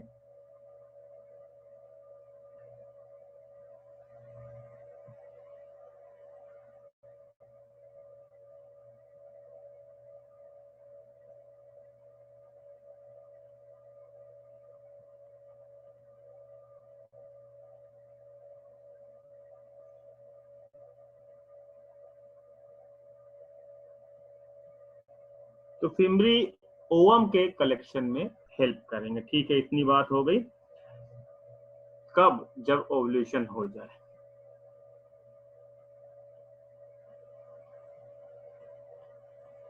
क्योंकि क्योंकि फॉलिकल से तो ओवा रिलीज हो गया, अब उसको कलेक्ट कौन करेगा, फिम्बरी के थ्रू। फिम्बरी कहाँ होंगे, इनफंडीबुलम जो पहला पार्ट है उसके किनारे पे फिंगर लाइक प्रोजेक्शन है, उनको फिम्बरी बोलते हैं, ठीक है ना। और ये जो इनफंडीबुलम वाला पार्ट है, क्योंकि ये ओवा अंदर अब जाएंगे, क्योंकि ओवरी तो एब्डोमेन की तरफ है, तो ये एक वहां इसके अंदर से इनफंडीबुलम में अंदर एक होल होता है, वो रास्ता होता है अंदर की तरफ जाने का, उसको बोलते हैं ऑस्टियम, ठीक है ना। तो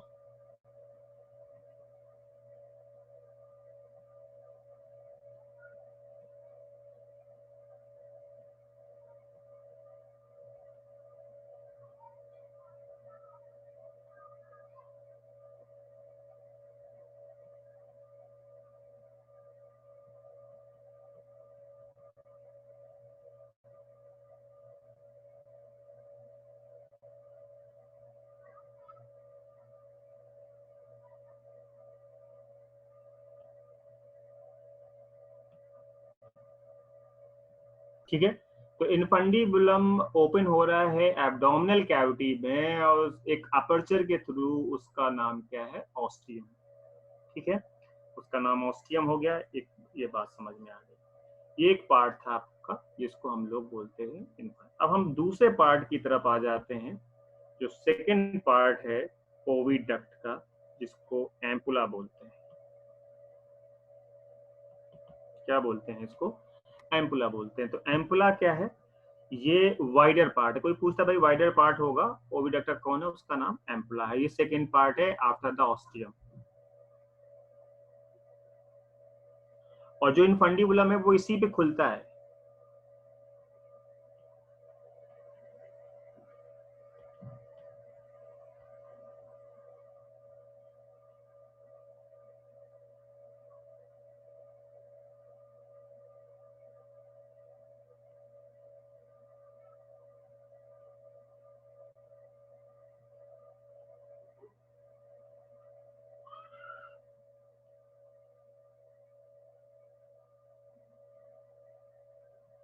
तो एक वाइडर पार्ट में ये जो इनफंडिबुलम ओपन हो रहा है, उस वाइडर पार्ट जो कि सेकंड पार्ट है आपका ओविडक्ट का, इसका नाम क्या है? एम्पुला। तीसरे पार्ट की बात करते हैं, थर्ड पार्ट इस्थमस।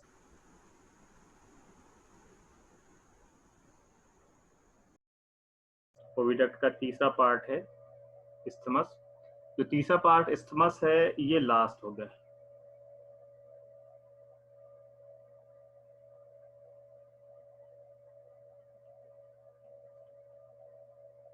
ये आखिरी पार्ट है। ठीक है, नैरो है।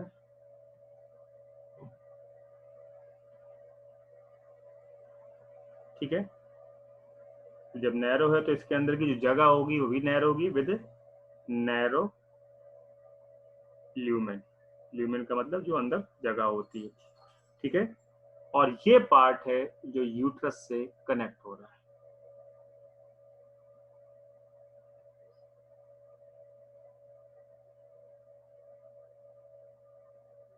ये वो पार्ट है जो यूट्रस से कनेक्ट हो रहा है। तो इतनी बात आप समझ के, तीन पार्ट थे यहाँ पे।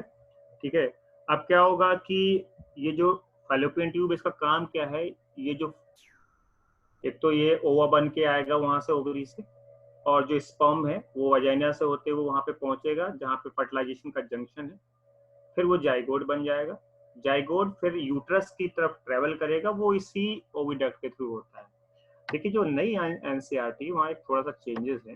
पहले वाली एनसीईआरटी में ये बोलते थे भाई कि जो दोनों का फ्यूजन होता है ओवा स्पर्म का, वो कौन सी जगह पे होता है? तो एम्पुला इस्थमस के बीच का जो जंक्शन है वहां होता, तो एम्पुलरी इस्थमिक जंक्शन बोलते थे।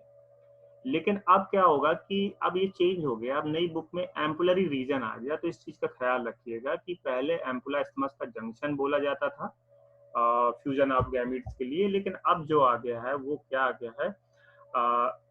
जो एम्पुलरी रीजन अब आ गया है। तो इतना ध्यान रखना कि पहले हम लोग जंक्शन बोलते थे, अब सिर्फ एम्पुलरी रीजन में उसको हम लोग बोलते हैं। ठीक है, इतनी बात समझ में आ जाएगी? ठीक है, तो मेरे ख्याल से यहाँ कोई डाउट नहीं है। अभी तो मैं पढ़ा रहा हूँ, और डाउट होगा तो बता देंगे। तो ट्यूब जो है ये ओवम के, अब कोई पूछे कि बताइए ये जो फैलोपियन ट्यूब है ये ओवम के कंडक्शन के लिए पार्टिसिपेट करती है या जाइगोट के कंडक्शन के लिए? बताइए। तो आप समझ लीजिए दोनों के लिए। पहले तो ओवा एकदम से, ओवा फर्टिलाइज होके तो आता नहीं ओवरी से, तो जो ओवा आएगा तो पहले उसको एम्पुला रीजन तक लेकर आएगा कोई, तो वो सिलियरी जो मूवमेंट हो रहा है जो फैलोपियन ट्यूब का, उसके थ्रू आ रहा है। इधर से स्पर्म आ रहा है, वहीं एम्पुला पे दोनों पहुंचेंगे और वहां फ्यूजन होगा, तब जाइगोट बनेगा। तो उसके पहले तो ये ओवा को कर रही थी, तो हम बोल देंगे कि गैमीट को ये कर रहे थे। और फिर जब जाइगोट बन जाता है तो उस जाइगोट को आगे यूट्रस की तरफ बढ़ाते हैं। तो दोनों चीजें सही है कि ये जो ट्यूब है वो ओवम के लिए और जाइगोट के लिए, दोनों के लिए होती है। ठीक है, आ जाएगी बात समझ में? और किस वजह से ये मूवमेंट हो रहा था, मैंने बोल दिया था कि जो मूवमेंट हुआ का towards uterus is due to the ciliary action and peristaltic movement. मैं यहाँ लिख भी देता हूँ।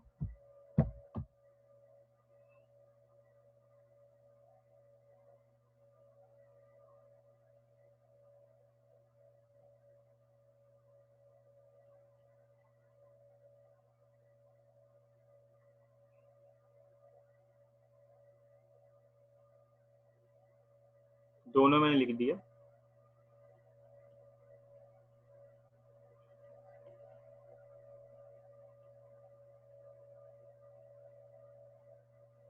बाय। तो ये किसके थ्रू होगा? एक तो होगा पेरिस्टाल्सिस के थ्रू,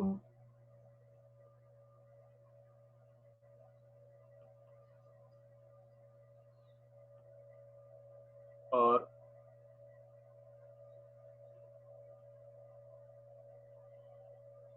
सिलियरी एक्शन या सिलियरी मूवमेंट बोल सकते हैं, सिलियर, ठीक है। तो ये दो चीजें हैं मूवमेंट के लिए, पेरिस्टाल्टिक मूवमेंट है और सिलियरी एक्शन है ओवा के लिए, ठीक है। और ये ओविडक्ट एक और काम करती है, क्योंकि फ्यूजन के लिए भी साइट है, जो एम्पुलर रीजन है वो स्पर्म और ओवा के फ्यूजन की साइट भी है, इसलिए it is also act as site of fertilisation.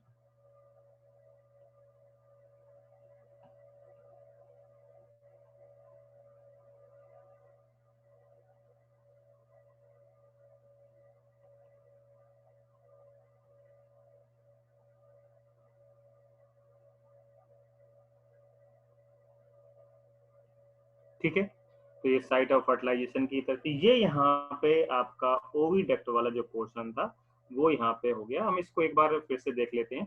Oviduct के 3 पार्ट हैं, ओविडक्ट के 3 पार्ट हैं, ठीक है।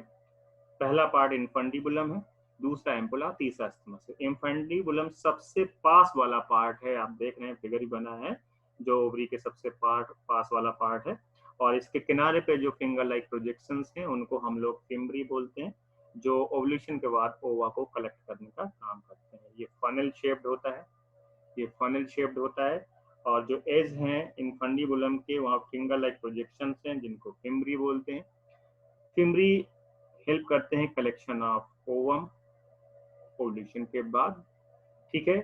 और ये जो इन्फंडिबुलम है पहला पार्ट, ये एब्डोमिनल कैविटी में ओपन होता है, एक अपर्चर जिसको ओस्टियम बोलते हैं, ठीक है। दूसरा पार्ट आ जाते हैं एम्पुला में। तो इन्फंडिबुलम के बाद एम्पुला, तो इन्फंडिबुलम किस में ओपन होगा? एम्पुला में ओपन होगा, ठीक है ना। और ये वाइडर पार्ट है। तीसरा पार्ट है स्टमस, लास्ट वाला, लास्ट पार्ट है, और ये नैरो है। इसका जो ल्यूमेन है, ल्यूमेन जो अंदर का जो स्पेस है वो पतला है, और ये लिंक होता है यूट्रस से। और जो कंडक्शन है जाइगोट का टूवर्ड्स यूट्रस वो पेरिस्टाल्टिक मूवमेंट और सिलियरी एक्शन से, और ये जो था आपका ओविडक्ट था, ये साइट ऑफ फर्टिलाइजेशन की तरह भी काम करता है। कोई डाउट हो पूछिए।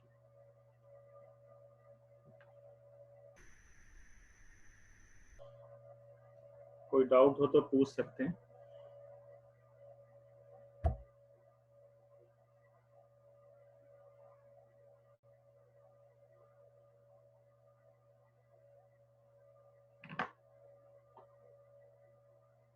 क्या वो भैया सो गए क्या सब?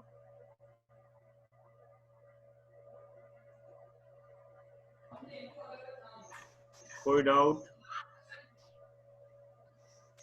प्रिया बोल रही है कि इन्फंडिबुलम ये आपने नीतू गोले जी के अकाउंट से बना था ना ये? और इतिश्री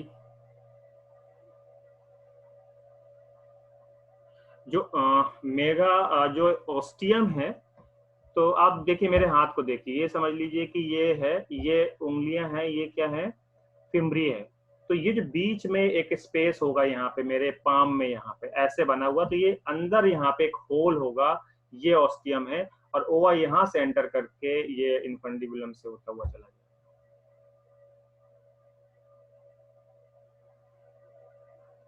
सिस्टा पेरिस्टाल्टिक मूवमेंट क्या होता है? ऐसे ऐसे मूवमेंट हुआ करता है, यार देखो इस तरीके से। तो पेरिस्टाल्टिक मूवमेंट, जैसे फूड हमारे यहाँ ओइसोफेगस में आया तो ऊपर का पार्ट ऐसे हो जाएगा तो फूड आगे बढ़ जाएगा, फिर अगला पार्ट ऐसे हो जाएगा, फिर फूड, और ऐसे। तो ये नर्वस सिस्टम का वहाँ पे कनेक्शन होता है, तो न्यूरॉन सिग्नल भेजते हैं, मसल्स कॉन्ट्रैक्ट होते हैं, फूड आगे बढ़ता रहता है। ऐसे यहाँ भी फैलोपियन ट्यूब में क्या होता है, न्यूरॉन्स होते हैं जो कॉन्ट्रैक्शन करते रहते हैं और ओवा को आगे धक्का मिलता रहता है, और साथ में जो सीलिया है वो अंदर की तरफ यूट्रस की तरफ मूवमेंट कर रहे हैं। एम्पुला आपको पता है जो क्या होता है कि पार्ट है आपका, सेकंड वाला पार्ट है, चौड़ा वाला पार्ट है। कुछ नहीं इसके बारे में पूछना है, पूछेंगे एम्पुला कौन सा पार्ट है। तो आपका बोलेंगे कि ये मिड वाला पार्ट है ओविडक्ट का और ये वाइडर पार्ट होता है।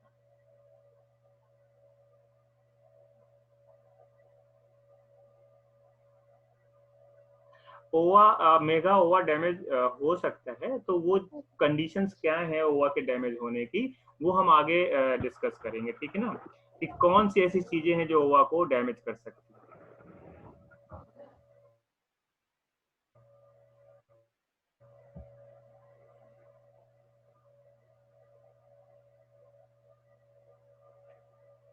तो प्रिया, इनफंडिबुलम मैंने बता दिया कि इनफंडिबुलम पहला पार्ट था, फिंगर लाइक स्ट्रक्चर थे ओवरी की साइड में।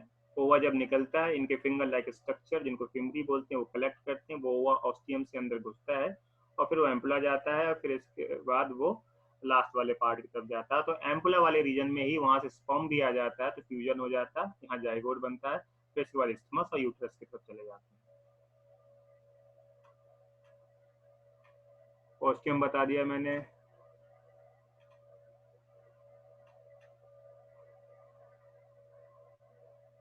ठीक है, तो अभी तक ये था सर फीमेल में 2 ही ओवरीज क्यों होती है। अब फीमेल में 2 ओवरीज क्यों होती, कितनी होनी चाहिए। अब 2 ओवरीज हैं तो हैं। अब ये तो चूंकि जो एवोल्यूशन के थ्रू ह्यूमन का डेवलपमेंट हुआ है, तो वहाँ पे 2 ओवरीज हैं।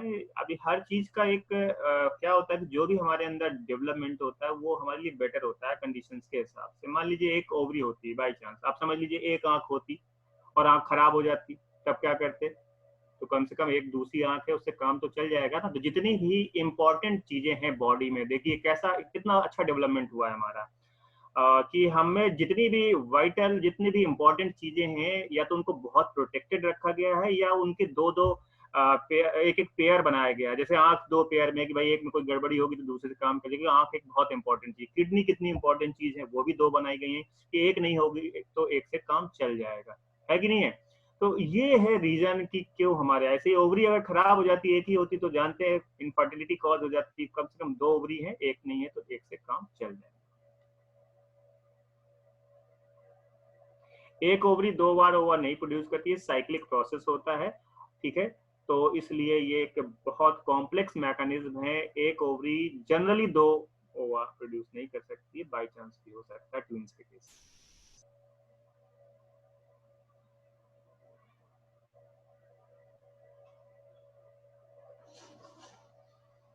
तो मेरे ख्याल से मामला यहाँ पे आपका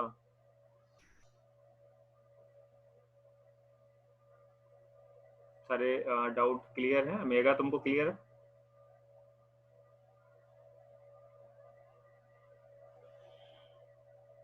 ठीक है। इस्थमस लास्ट पार्ट है। देखो पहला पार्ट इनफंडिबुलम, ओवा अंदर एंटर हुआ, सिलियरी मूवमेंट हुआ, एम्पुला में आया, इधर से स्पर्म पहुंचा एम्पुला में, दोनों का फ्यूजन हो गया, जाइगोट बन गया। अब वो जाइगोट एम्पुला से इस्थमस में आएगा और इस्थमस से यूट्रस की वॉल में इम्प्लांट हो जाएगा। ये पतला पार्ट होता है सबसे और यूट्रस की तरफ होता है।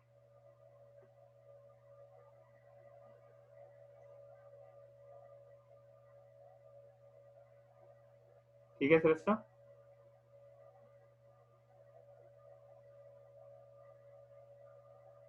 ठीक है, तो अब सारे लोगों का मैंने यहाँ पे डाउट बता दिया। मैं चैट बॉक्स में देख लिया है मैंने, तो चैट बॉक्स से मैं देख के चीजें बताता रहूंगा। ठीक है, तो अब हम लोग थोड़ा सा आगे चलते हैं।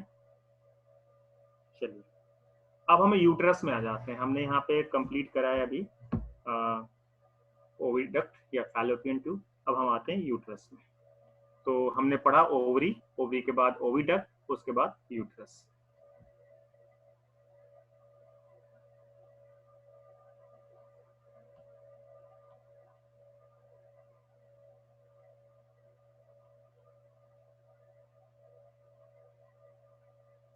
ठीक है, तो ये यूट्रस है।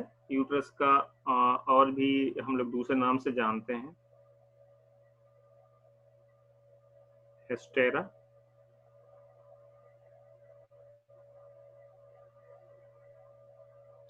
तो यूट्रस को हेस्टेरा भी बोलते हैं, वोम भी बोलते हैं, इसके नाम से भी जानते हैं यूट्रस को। और यूट्रस पता है कि लार्ज हॉलो मस्कुलर, और वहाँ पे सप्लाई भी ब्लड की तो वस्कुलर भी होगा। और उल्टा पियर, पियर शेप समझते हैं ना, तो इन्वर्टेड पियर शेप होता है, तो कैसा होगा? लार्ज हॉलो, ठीक है। और मस्कुलर भी होगा क्योंकि मसल्स होते हैं, आप पता है 3 लेयर तो वैसे ही हम पढ़ रहे थे वहां पे, तो मस्कुलर भी होगा और वेस्कुलर भी होगा, वेसल्स वगैरह की सप्लाई होगी। इन्वर्टेड पियर शेप्ड होगा,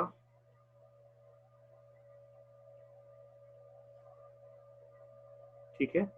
कहाँ पे होता है ये, किस जगह पे पाया जाता है, उस जगह का नाम भी पूछ सकते हैं। In the pelvis, between the bladder and rectum, ये ध्यान रखना। तो ये यूट्रस है, large hollow muscular vascular, highly vascular बोलते हैं समझ लीजिए, इन्वर्टेड पियर शेप्ड है, पेल्विस बिटवीन ब्लैडर और तो रेक्टम को। तो पेल्विक रीजन तो आपको पता है, ये जितनी भी फीमेल ऑर्गन है या मेल ऑर्गन है, ये पेल्विस रीजन पे ही है, और रेक्टम और ब्लैडर के बीच में है, ये जो यूट्रस की बात कर रहे हैं। अब यहाँ क्या है कि जो यूट्रस है, तो आपको पता है कि मीजोमेट्रियम यहाँ पे जो हम वहाँ पे फिगर देख रहे थे, उसमें येलो कलर के जो टिश्यूज वगैरह लिगामेंट्स वहाँ पे देख रहे थे। तो जैसे कि हमारा, अगर हम बात करते हैं अपने एलिमेंट्री कैनाल की, तो आप देखते हो एलिमेंट्री कैनाल में स्मॉल इंटेस्टाइन जो है वो काफी हाईली कॉइल्ड है, फिर लार्ज इंटेस्टाइन इस तरह से, और फिगर में हम देखते हैं कि स्मॉल इंटेस्टाइन, लार्ज जो इंटेस्टाइन होता है उसके बीच में इस तरह से अरेंज रहता है। तो ये समझ लीजिए कि स्मॉल इंटेस्टाइन एक रस्सी की तरीके से है, अगर हम उसको हैंग करके नहीं रखें, किसी चीज से पकड़ के नहीं रखेंगे तो वहाँ अरेंज नहीं, वो नीचे गिर जाएगी। तो वहां पे कुछ ऐसा होना चाहिए जिसकी वजह से ये अपनी जगह पे चीजें बनी रहें। तो यहाँ भी ऐसे ही जो यूट्रस है उसको अपनी जगह पे रहना है, ठीक है। तो उस वो जिसको उस जगह पे होल्ड करके रखते हैं, हम उसको मिजेंट्री बोलते हैं। क्या बोलते हैं उसको? मिजेंट्री बोलते हैं, ठीक है ना। और वैसे नाम लेते तो मीजोमिट्रियम बोलेंगे। क्या बोलेंगे? मीजोमिट्रियम बोलेंगे। अभी मैं उसका फिगर भी दिखा दूंगा। तो जो हम बात कर रहे थे कि इसकी यूट्रस की बात कर रहे थे कि ये ब्लैडर और रेक्टम के बीच में पेल्विस रीजन में है, और highly vascular muscular inverted pear shaped large hollow part है। तो ये वहां पे जो सस्पेंडेड है उस जगह पे, वो किसकी वजह से सस्पेंडेड है, उसका नाम है मीजोमेट्रियम। तो लिख लेते हैं।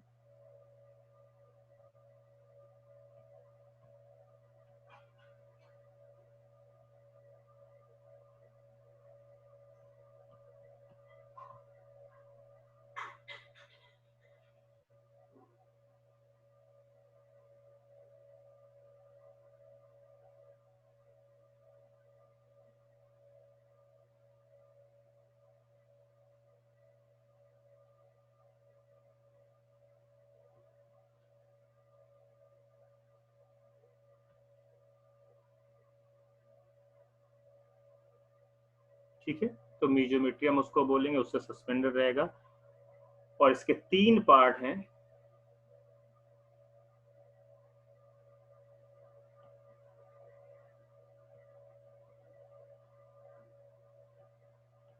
तीन पार्ट पढ़ेंगे हम लोग। तो मैं एक यूट्रस का जो मेजेंट्री है उसका फिगर सर्च करता हूँ ताकि आपको समझ में आ जाए।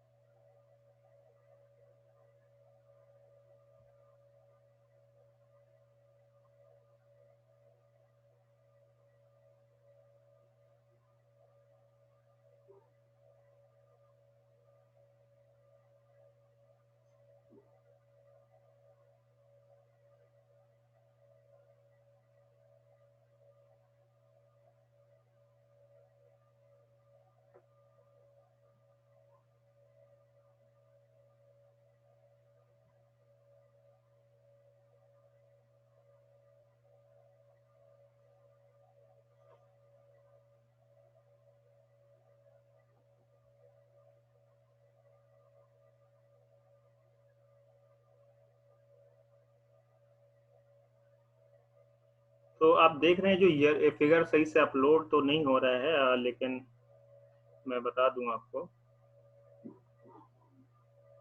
एक बार।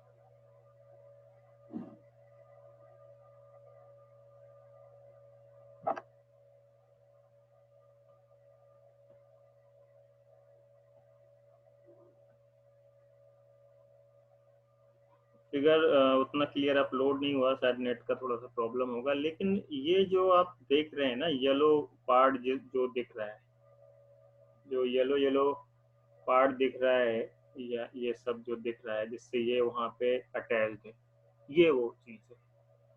ठीक है, तो चूंकि फिगर क्लियर इतना नहीं था तो इसलिए अपलोड नहीं हो रहा था। तो मीजोमेट्रियम देखो, यहाँ पे मैं देखता हूँ।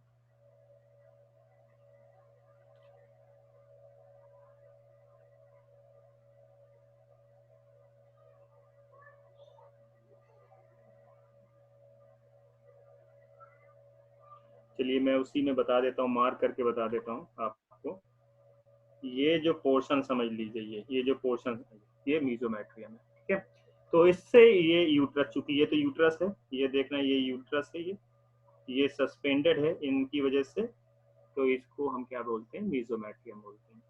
तो ये आपको यहाँ पे एक बात समझ में आ गई होगी कि ये जो मीजोमेट्रियम बोल रहे थे वो किन की बात कर रहे हैं। ठीक है, तो आगे देखते हैं। हमने बोला कि भाई 3 पार्ट होते हैं, इसके 3 पार्ट होते हैं। तो 3 पार्ट जो हैं वो कौन कौन से पार्ट हैं? शेप एप तो हमने अभी देखा इसका। तो 3 पार्ट हैं, जिसमें से पहला जो पार्ट है यूट्रस का, जो फर्स्ट पार्ट है, हम उसको फंडस बोलते हैं। यूट्रस का जो फर्स्ट पार्ट है हम उसको क्या बोलते हैं, फंडस बोलते हैं। ठीक ना, ये क्या है, अपर पार्ट है, डोम शेप्ड है। डोम शेप आप समझते हैं, ठीक है। और ये जो फैलोपियन ट्यूब का लास्ट पार्ट जो स्टमक जहां हो रहा था ना, उसके ऊपर वाला पार्ट है, उसके ऊपर वाला पार्ट है। और आपके एनसीईआरटी वाला जो फिगर है वहां पे यूटेराइन फंडस भी लिखा था।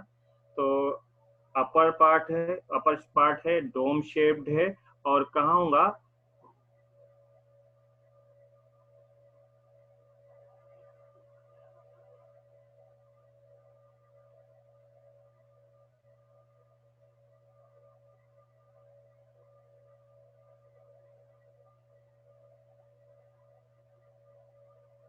Fallopian tube.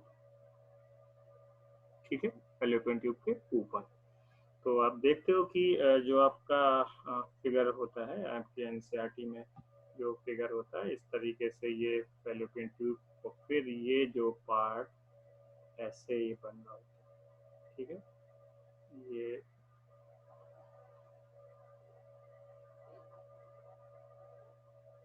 ऐसे जाता है। तो ये इस पार्ट की बात कर रहे हैं, इस पार्ट ऊपर वाला पार्ट। क्योंकि देखो ये फैलोपियन ट्यूब तो यहाँ ओपन हो रहा, तो ये इसके ऊपर हुआ ना, ये फैलोपियन ट्यूब यहाँ ये आ रही है, फैलोपियन ट्यूब ये आके यहाँ ओपन हो रही है इस पार्ट पे। तो ये जो फंडस वाला पार्ट है ये ऊपर है, इसलिए हम बोलते हैं अपर पार्ट। तो ये मेरे ख्याल से बात आपको समझ में आ गई क्यों इसको हम लोग अपर पार्ट बोल रहे हैं। ठीक है, तो एक तो बात हमको समझ में आ गई कि ऊपर वाला पार्ट है, हम इसके पहले पार्ट को फंडस बोलते हैं, ऊपर वाले पार्ट पे होगा। इसके बाद दूसरा जो है यहाँ पे सेकेंड, उसकी बात करें, जिसको हम बोलते हैं कार्पस या बॉडी।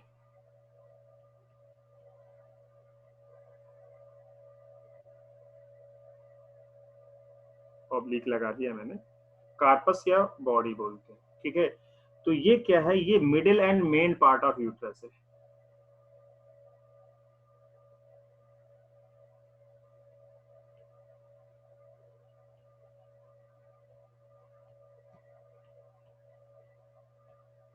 ये मिडिल और मेन पार्ट है किसका, यूट्रस का। एक तो ये बात हो गई। फिर और नीचे की तरफ आते हैं, तीसरा पार्ट सर्विक्स।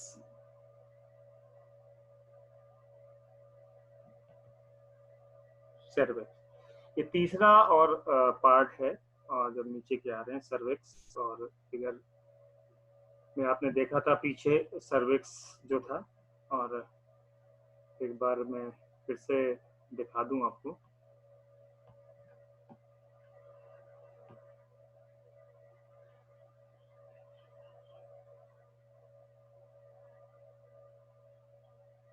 ये जो देख रहे हैं आप, ये जो देख रहे हैं ये सर्विक्स, ये क्या है?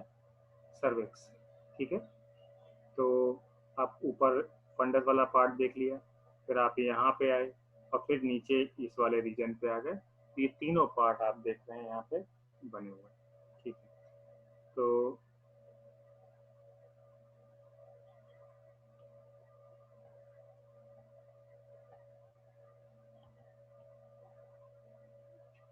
यहाँ पे हमने फिगर में देख लिया है कि कौन सा पार्ट है और किस तरीके से हमको उसको देखना है। नाम भी मैं बता रहा हूँ, सर्विक्स है। तो सर्विक्स नीचे आ गया तो क्या हुआ? लोअर पार्ट, ये है लोअर पार्ट। ठीक है, तो लोअर पार्ट हो गया। और ये नैरो भी होता है, पतला होता है। अब फिगर से भी समझ सकते हैं नैरो है। और ये वहाँ पे चूंकि नीचे की तरफ वजाइना कनेक्शन है, तो यहाँ पे तो कुछ ओरिफिस का ओएस भाई आता है। ओरिफिस और ओएस यानी ओरिफिस एक दरवाजा या एक रास्ता है, एक जगह से दूसरी जगह जाना है, कोई रास्ता पड़ रहा है, हम बोले ओरिफिस। तो मान लीजिए पॉइंट ए से पॉइंट बी में जाना है, तो पॉइंट ए का जो माउथ है और जो पॉइंट बी के माउथ से मिल रहा है, तो ये जो माउथ है ये ओरिफिस है एक तरीके से, कि एक जगह से दूसरी जा रहे हैं, तो हम एक रास्ते के दरवाजे को पार करके जा रहे हैं, तो उसका टर्म आएगा, चूंकि इसलिए मैंने बता दिया यहाँ पे।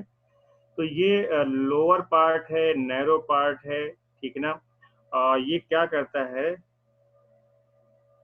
It opens in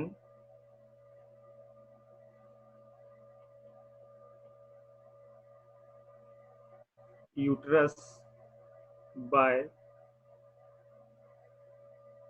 internal OS orifice. ठीक है, और फिर नीचे वजाइना आएगा। तो इसकी साइड वाला जो है, यूट्रस की तरफ वाला जो है, उसको इंटरनल ओरिफिस, और जो वजाइना की तरफ है उसको एक्सटर्नल ओरिफिस बोलते हैं। And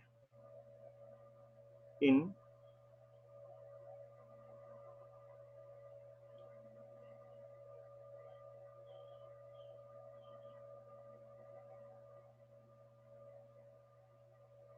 external OS. ठीक है, ये तो इंटरनल ओएस, एक्सटर्नल ओएस ध्यान रखेंगे, और नहीं समझ में आएगा तो फिगर भी देख लेंगे। ठीक है, एक तो बात ये हो गई कि इंटरनल और एक्सटर्नल ओएस की बात हो गई, और देख लेते हैं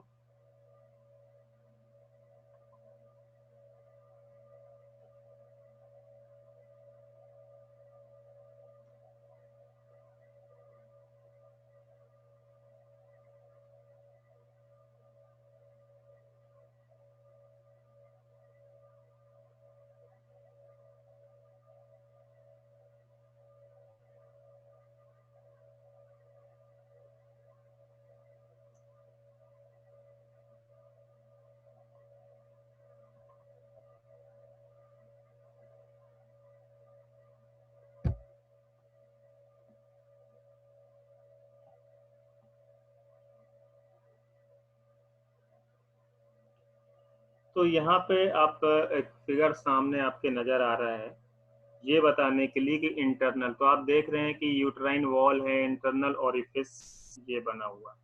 ठीक है, फिर देखिए सर्विक्स है, कैविटी जो बन रही थी, और फिर जब वजाइना की तरफ आ रहा है तो ये वाला हिस्सा आपका एक्सटर्नल ओरिफिस हो गया।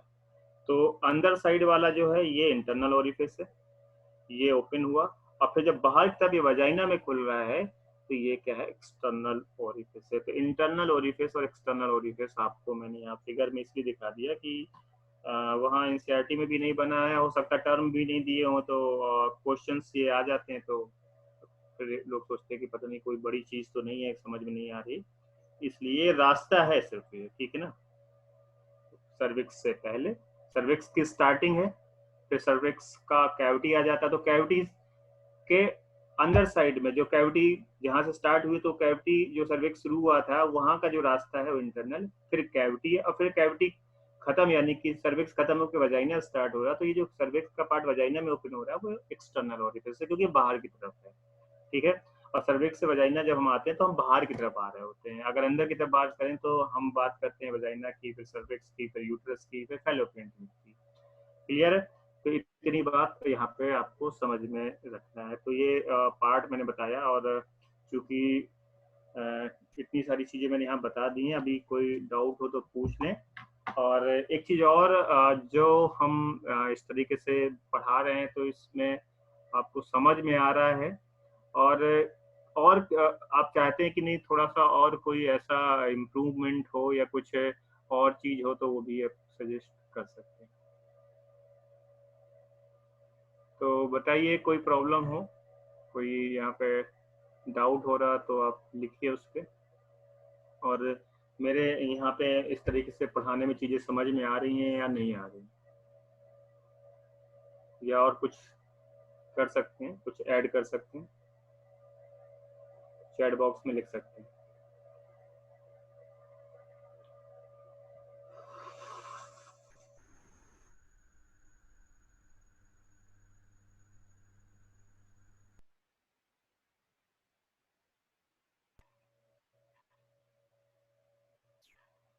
इतिश्री, प्रिया, मेघा, श्रेष्ठा, राजन,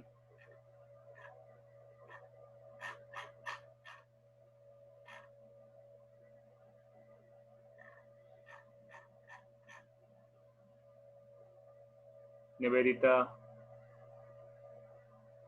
आरती,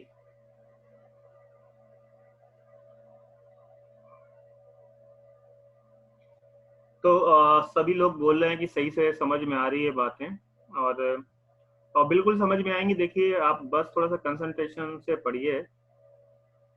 सेस्टर नेटवर्क का जो प्रॉब्लम है, वो वीडियो तो मिल जाएगा, वीडियो रिकॉर्ड होता है तो वीडियो तो मिल जाएगा, उसकी कोई इशू नहीं है। आप लेकिन आप कोशिश करो कि नेटवर्क सही रहे। देखिए, अभी क्या टेक्नोलॉजी का जमाना है, और इस तरह की कंडीशन आ गई तो हमारी पढ़ाई नहीं रुकनी चाहिए। हर कोई पढ़ रहा है, देखिए ऐसे तो हम क्यों पीछे रह जाएं। तो अगर हमारा कुछ ऐसा हो सकता है कि नेटवर्क हम ठीक करा लें, या हम कोई दूसरा ऐसा वाईफाई कनेक्शन ले लें या कुछ इस तरीके से, तो कर सकते हैं।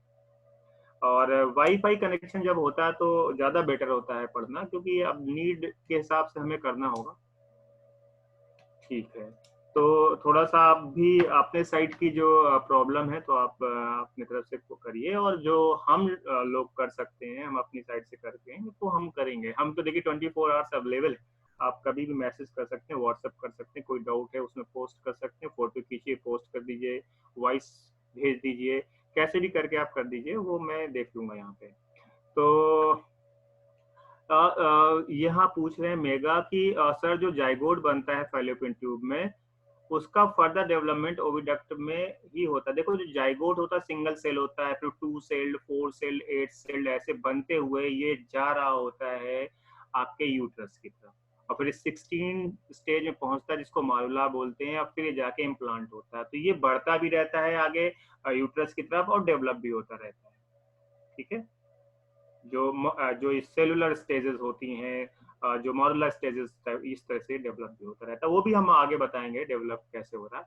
और राजन, जो मीजोसल्पिंग्स है, ये आपको पता है कि ये समझ लो किसी चीज को हमको कहीं हैंग करना, तो उसको हमने मसल लिगामेंट्स या हमने फाइबर्स लगा के हैंग कर रखा। तो एक जो एक जो यूट्रस है ये एक जगह पे है, तो उसको अपनी जगह पे बना रहे, तो हमने वहां पे ये फाइबर लगा रखे हैं, लिगामेंट लगा रखे हैं। बहुत डिटेल में नहीं आने वाला, तुम्हारी बुक में दिया भी नहीं है, लेकिन मैं चूंकि बता दिया। ऐसे ही जैसे कि स्मॉल इंटेस्टाइन अपनी जगह पे कैसे रहेगा, वो तो एक जगह इकट्ठा हो जाएगा। फिर आप जानते हो कि एक रस्सी को अगर टांग के नहीं रखोगे तो जमीन पे गिर जाएगी, एक जगह इकट्ठे हो जाएगी। तो उसको टांगने के लिए क्या होगा, हम कील वील लगा देंगे कुछ वहां पे ऐसे, और तो ऐसे ही यहाँ पे राजन।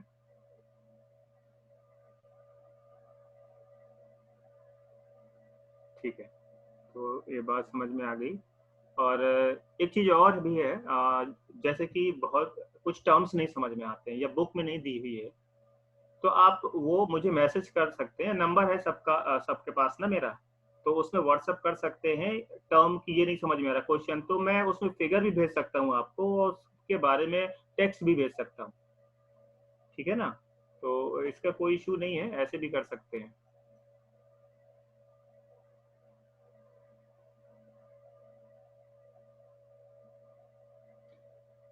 तो प्रिया को भी समझ में आ रहा, सिस्टा समझ में आ रहा, मेघा समझ में आ रहा, और जो लोग नहीं आ रहे हैं, वो आ गया, उनको पता नहीं है नहीं आ रहा है, तो वो भी जल्दी ज्वाइन करके क्लासेस लेना चालू करें। ये इंतजार ना करें कि कब वो ऑफलाइन होगा, तो वहाँ उसका होना है, लेकिन उस बीच में हमारा टाइम बर्बाद ना हो, उसका भी तो यूटिलाइज करना होगा हमें। प्रशंसा, ठीक है। और नंबर मैं यहाँ पे लिख देता हूँ, जिसके पास नहीं है।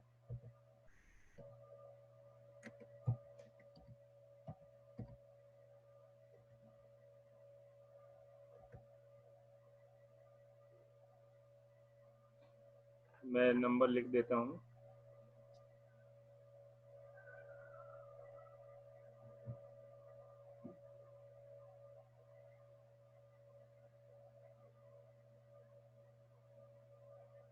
ठीक है। बाकी नीतू मैम के पास भी है, और रजनीश सर के पास, सबके पास वहाँ कोचिंग में है, तो कोई इस तरह की बात होगी तो उनसे कांटेक्ट कर लेंगे। और ये मैंने यहाँ लिख भी दिया है, तो आपने जो भी डाउट है आप यहाँ पे भेज सकते हैं। पढ़ाई होनी चाहिए, किसी भी तरीके से हो, पढ़ाई होनी चाहिए। और आसान है, थोड़ा सा हमें आदत डालनी होगी, ऐसा कोई नहीं है। टीचर अवेलेबल है आपके पास, आपको कोचिंग सपोर्ट कर रही है, पूरा हर चीज है। तो जब अवेलेबिलिटी है तो बस ये है कि हम वर्चुअल है, थोड़ा हम एक दूसरे के सामने फिजिकली नहीं है, लेकिन वर्चुअल है, तो हमें उससे कोई लेना देना नहीं है। हमारा हमको जो नॉलेज, जो हमको पढ़ाने के टाइम पे जो लेसन होते हैं, वो सब लेसन मिल रहे हैं, और ये सारी चीजें टॉपिक्स के बारे में बताया जा रहा है। मैं तो यहाँ कोशिश करता हूँ फिगर वगैरह जैसे भी सारा कुछ बताने के सब हर तरीके से, तो वो, और बाद में भी ये आपके लिए लेक्चर अवेलेबल रहेगा, तो कोई ऐसा इश्यू की बात नहीं। ठीक है सर, फिर आज की क्लास खत्म करते हैं सर। ठीक है, चलिए ठीक।